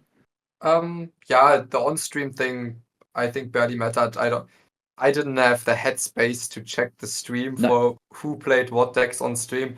But regardless of that, I still hated closed decklist, not because of the usual reason where I'm like, I think it makes for better gameplay and casting experience to actually have everything public, but I just want to. I'm in a similar vein as LD. I just want to play the game. I don't want to have to walk around the room and write down what everyone's playing. I don't want to set up spreadsheets and scouting teams so everyone puts it down and then I know what everyone's playing. It's like I mean, in open decklist, none of that's a thing. Everyone knows anyways. You don't have to worry about the stuff. You can just focus on the game. I would much prefer it that way. I'm interested for how how was it for you? I don't know if you had how much you were scouting beforehand and in the event, but like when you saw who you were playing against, LD, how often did you know the color combination that they were going to be playing? I think I knew it probably in all but one round post round 3. I wasn't actively scouting, but you just take information in, don't you, from the games around you. I was playing on very similar table numbers for most of the day, staying pretty stable. The other thing, like I say, was that a few times throughout the day I sat across from opponents in Team Inkless hoodies, and I was like 90% confident they were on red blue. Yeah. So that helped, and yeah, I think was maybe a little bit detrimental to them, but the deck's good, isn't Definitely it? So it's was. like, yeah. I mean, it's the big downside if you, as like a huge team, all bring the same-ish deck list, then I think it is to be expected. Yeah, and I wondered how much the French teams knew that each other were on red blue, because like you say, there were so many choices within there that appeared teched for the mirror.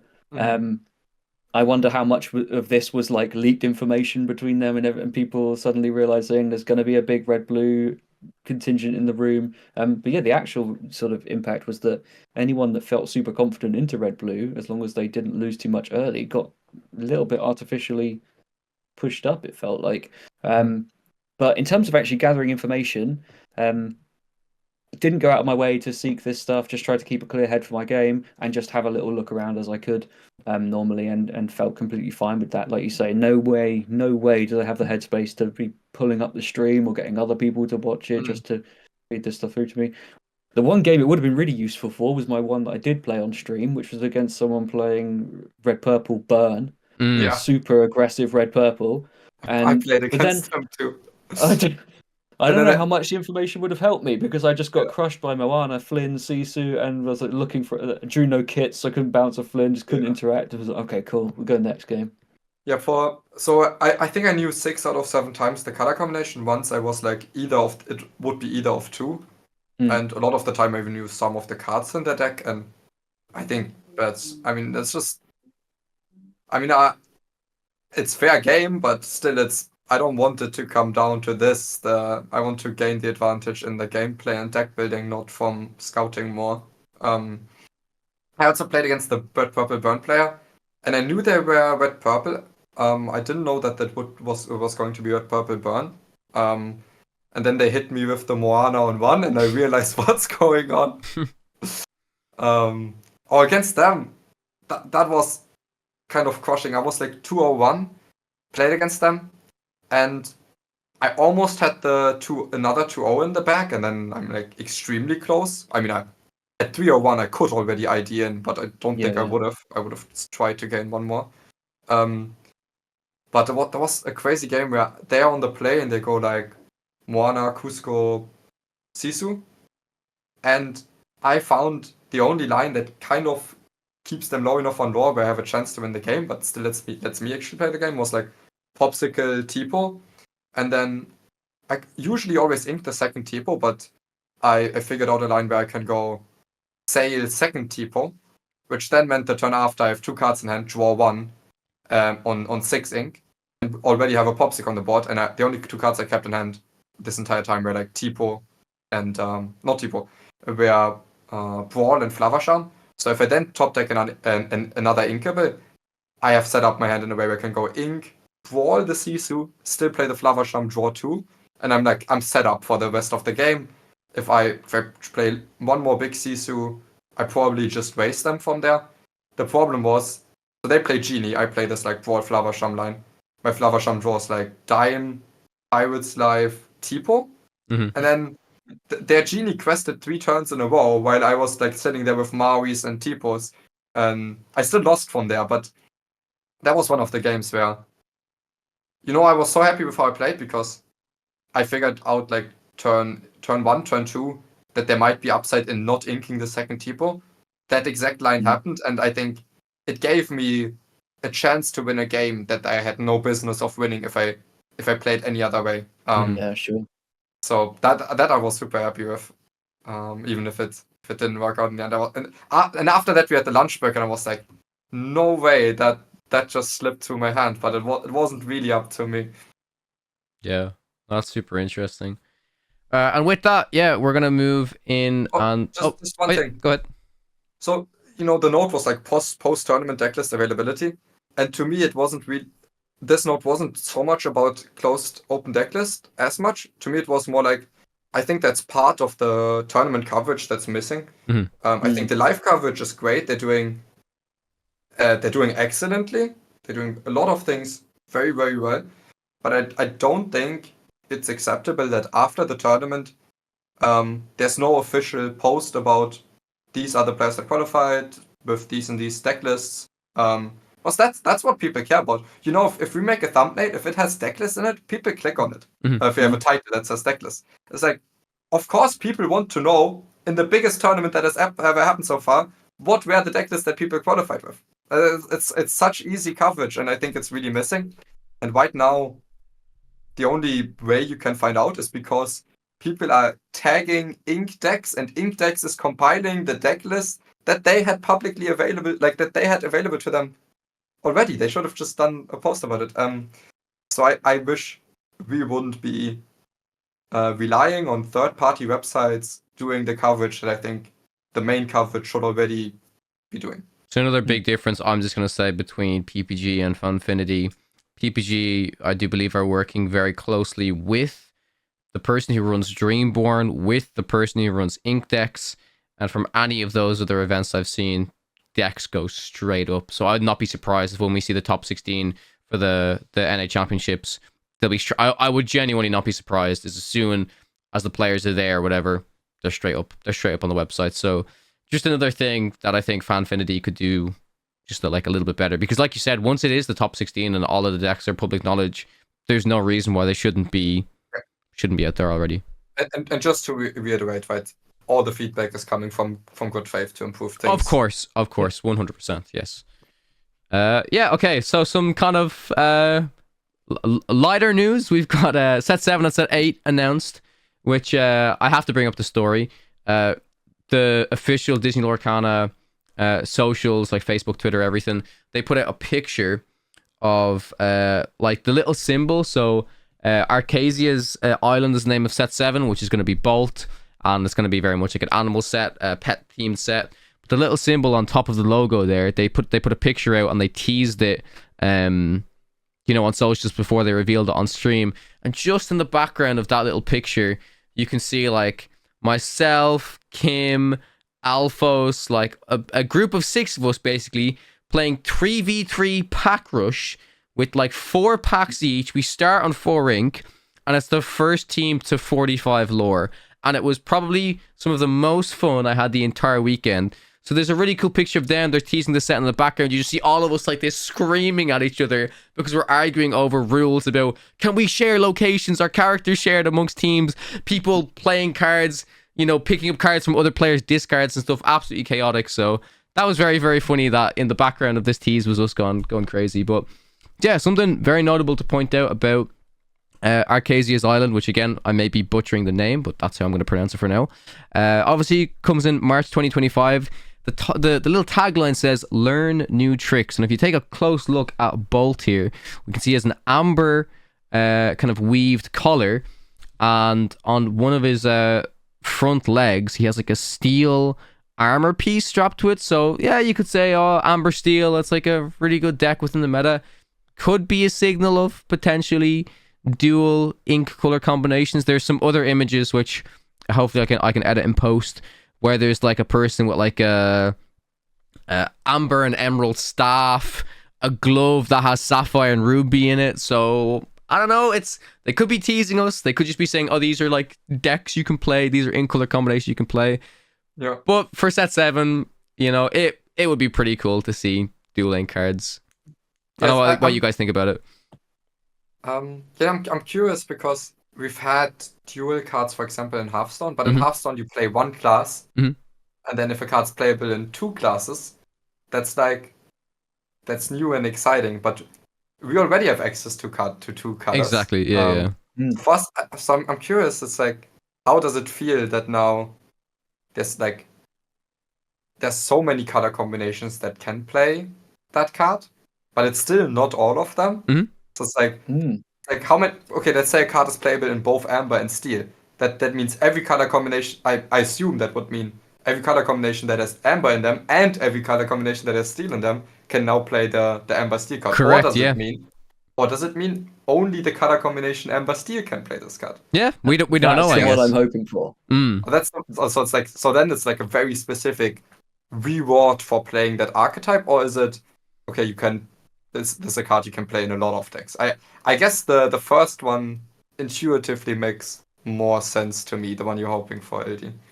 Yeah, it's interesting because both kind of have like a cool aspect to them. So if it is a card that's like an amber and a steel card that can only be played in an amber steel deck, it's very much like, well, like you should be, if you're playing amber steel, like you should be playing this card in your deck. Maybe, obviously, just depending on power level. But the cool thing about that is maybe we'll start to see cards like, I don't know, like a sapphire amber card that, you know, that's a color combination that traditionally hasn't done too well. But suddenly you've got this like sapphire amber card that if you can only play it in sapphire amber, and it's absolutely like busted or bonkers, right? And it really pushes the color combination up. So that would be kind of cool. But then alternatively, if you have like a sapphire amber card and you're playing sapphire ruby, you're kind of potentially, you're not playing 3 colors, but you're playing this card that's kind of saying, oh, you could be kind of playing this within sapphire and amber. Maybe it's like a card that if it's paired with amber, I don't know, let's say for example it helps to sing stuff more because that's kind of amber's thing, right? So yeah, there's a lot of a design space to explore and stuff, and even talking about these ideas honestly gets me super excited. So it would be a huge bummer if after all of this it's literally just an aesthetic of like the set and stuff like that. Yeah, it's just the artwork, guys. It's just the artwork, guys. Yeah, we shouldn't have been hyping it up too much. And then of course set 8 we have Reign of Jafar coming in Q2 2025. I don't know if you guys have seen the clip of this because obviously you were playing it, but Baker, Lorcana villain, went absolutely bananas on stream when this was revealed, and the whole room upstairs just erupted with laughter. So yeah, I really hope that whatever DLC, if Baker's casting it when this is the set, I hope they like give him Jafar's crown. I hope somebody makes him like Jafar's crown so he can wear it when he's casting, because that would be absolutely hilarious. Obviously a lot less, like I say, a lot less known about this set. We actually still don't know anything about the Arcasia's Island set. We're just assuming. But I mean, Jafar is a pretty cool villain. I guess, like, you know, more Jafars in general could mean maybe the Amethyst Jafar has a cool, you know, time to shine again within that set. If there's just going to be more Jafars around. What do you mean again? That's why I was laughing so much about the name Reign of Jafar when when he's never reigned before. Yeah, like when the draw Jafar was. Now, honestly, the Reign of Jafar was from when he was revealed until we actually got to play the set. Just the hype people built around the card. Yeah. The Reign of Jafar, where I was like, how did they release this card? The game's going to be broken.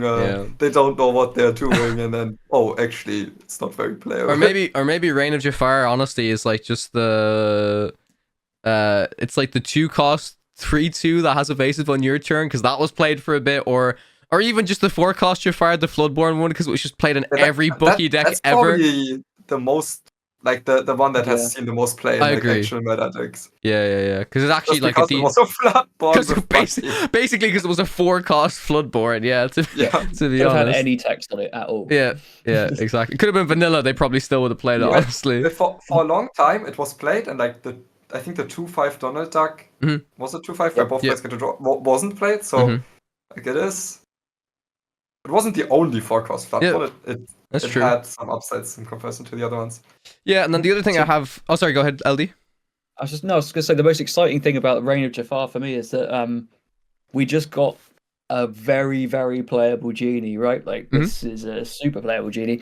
If we get at least one really good Jafar, I'm ready to play that lamp. That lamp's just waiting, right? The 2 cost lamp, draw 2 and bounce something for 2. If you got a genie and a Jafar in play, I'm ready to put it all on the line for the lamp. But that Jafar would have to be very, very good. Yeah, I remember what the other Jafar that people were hyping up was like the 3/5 that you can banish it to draw 3.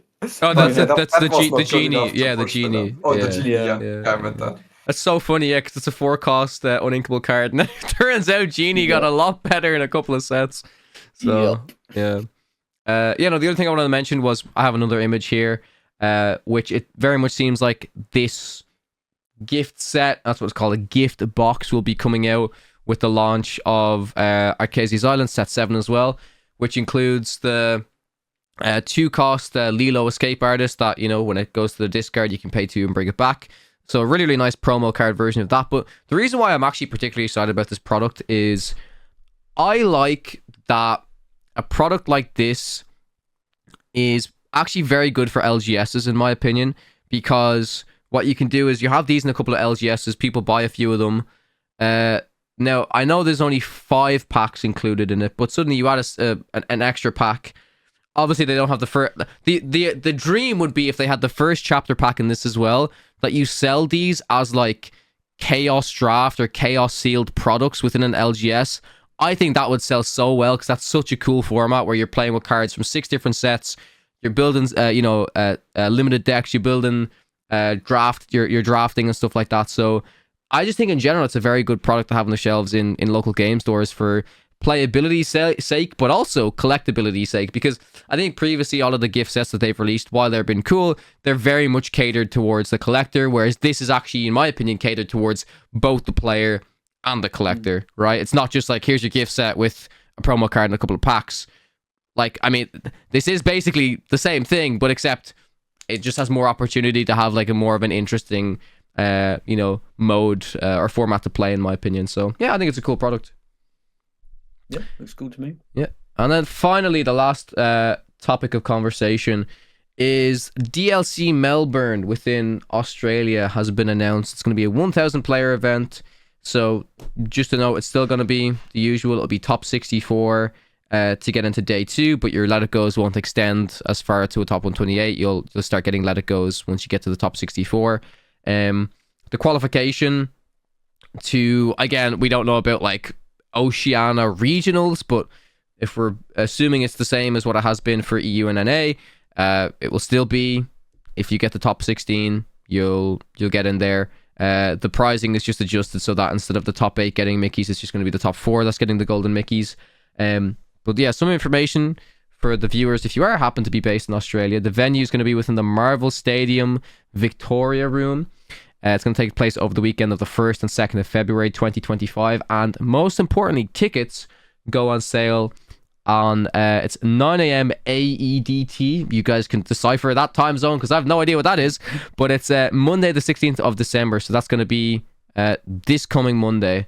I know myself and Moyen have looked at that. I can see Moyen's like, I mean, Moyen, all I'll say is, you've just won. All I'll say is your invite to the ball alone will probably cover your flights if you did want to go to this event, realistically. Yeah. But the other thing I'll say is... if it qualifies to this world... Well, if the winner qualifies to this world, would you go? Yeah. it would be pretty sick. For me, it's more of a like, oh, wouldn't this be cool? Knowing there's not a chance in hell with like my job and work and everything, the cost that I'd be get to go. But I think it's a great thing that we're seeing these expand across previous regions who haven't had these competitive events, and it's just nice to see more people playing the game. Since when does Australia have product? Recently they have product. Yes. Recently they have product. I'm not too sure. We need Alphos to answer this since he's from New Zealand and he knows a lot more about the region than us. Okay. But he said I think the cadence is, I do believe that Lorcana eventually wants every region to be caught up with each other. So the game's launching in Japan and China within Q1 of 2025 in January. So I think the cadence of set releases is going to be increased compared to what it is for us, so that eventually, maybe let's say for like next year's Worlds or whatever, they should be caught up and be on the same sets as us and the same meta and stuff. But that is interesting because I mean, from what this says about the Australia DLC, I do think this is going to be set 6. It would be funny if Moyen's like, this is. I thought this was like set 3 or something. No, I guess we don't know. We're assuming, but if it is set, this is what Moyen's already thinking. He's like, okay, let's get the best set 3 deck, fly over to Australia, beat the crap out of all the Australians. I mean, I'm nothing against them, but I assume they'll have a lot less experience if they didn't have product for a long time. That depends. So it might be like a better EV event than the American and European DLCs. Yeah, you may not be wrong. I mean, although saying that, I mean, when you travel to the Philippines, Moyen, didn't you say that they don't have access to product, but they were just importing everything, and they were still kind of up to date with the meta, right? So yeah, no, I mean, they had a great scene, but it still doesn't compare to where the product is available. There if they had product there. Yeah, for sure. If this was somehow a set 3 format, I'd be on that plane. Was the best. Yeah. Tickets would instantly sell out, right? Yeah. But I guess technically we should know, because if tickets are going on sale on Monday, there's no way I mean, listen, there is a way. There is a way. They don't tell us, to be honest. But last week on the pod you said, no, actually I was the one. I spoke into it. No, you said it. You said like, what if they realize that people will refuse stream, and then instead they will just say, okay, you cannot refuse. If you refuse, you get DQ'd. And then the day after, no way, they would not do that. And then it happened. And the day after, we get the email saying if you refuse to feature stream, you get DQ'd, and we were just like, oh, come on, what have we done? Yeah. So I guess there is a way. There always is a way. If there's a will, there's a way. Yeah. What's even more sad for me is my sister has been living in Australia for pretty much the past 2 years, and I think she returns in January, so I couldn't even be like, oh, I'm gonna come over for a visit in February, and like, nah, I think she'll be home. So maybe we'll just trade places. Yeah, easy. At first I thought it was going in a different direction. I say, yeah, she's been living there and I really don't want to see her. So, can't go. Oh my god. Yeah, well, I think that's it. We're over the 2-hour mark, which this rivals our podcast with Frank Carson LD. So you're amongst one of the longest Podcana episodes, which I have to say, I think this was a great one. There was a lot to recap about the EU Championship. Like I said, it was probably one of my favorite highlights from the entire year. The thing, I didn't mention this yet, but I just wanted to say, what I love about Lorcana so much is I went to this event, I performed what, in my opinion, terribly. Like, I bombed out, within the moment you lose the event, I felt terrible. But in no other game, physical game, digital game, can I go to an event or play in a tournament and still have a fantastic time. Like, it really speaks to how communal this game is, how much I value socializing at these events and just having a good time paired alongside the competitive nature of these events as well, right? Like, every time I go to these, I have an absolute blast, regardless of my result. Obviously, if the result is better, I have an even better time. But it just really speaks to, I think, Lorcana as a whole and the community And I think it's very, very special, and it's unlike any other game I've played, and I think it's very unique to Lorcana. I'm not too sure if you guys agree, but it's something I think is truly special. No, Yeah, no, totally agree. I definitely agree. I knew this was going to be a long episode, so I had the call from the higher ups, so Kawa, that was like, okay, no spilled ink today. I tried to incorporate some spilled ink anyways, but because we had a lot of questions and like a lot of comments on the last pod. I'm sorry we didn't get to reply to most of them. You can shout at me, it's okay. So it's Kawa's fault, but we try to reply to them on the next one. Yeah, we'll get there in the next one. So before we close off, LD, I want to give you the opportunity to give yourself a shout out and let everybody know where they can find you. Shout out the podcast, etc. Yeah, cool. You can find me over on Twitter/X. It's at LorcanaDex, and you can find the Articast, which is the podcast I do with Articast every week. With Artibax, every week over on his YouTube channel. Awesome. Yeah. Thank you so much again for hopping on the episode. Yeah, we really appreciate you having you on. So for those who watch, thank you so much for watching and listening. The number one thing that you can do to help us out is leave us a review on your local podcast platform, be that Apple Podcast, Spotify, etc. There's a video version of this available over at youtube.com/@Podcana podcast. Hit the subscribe while you're there. Like, comment, all that jazz. Twitters are at Kawatech_CG, at Moyen_HS, and at Lorcana Dex. Thank you so much for listening. We'll catch you guys in the next one.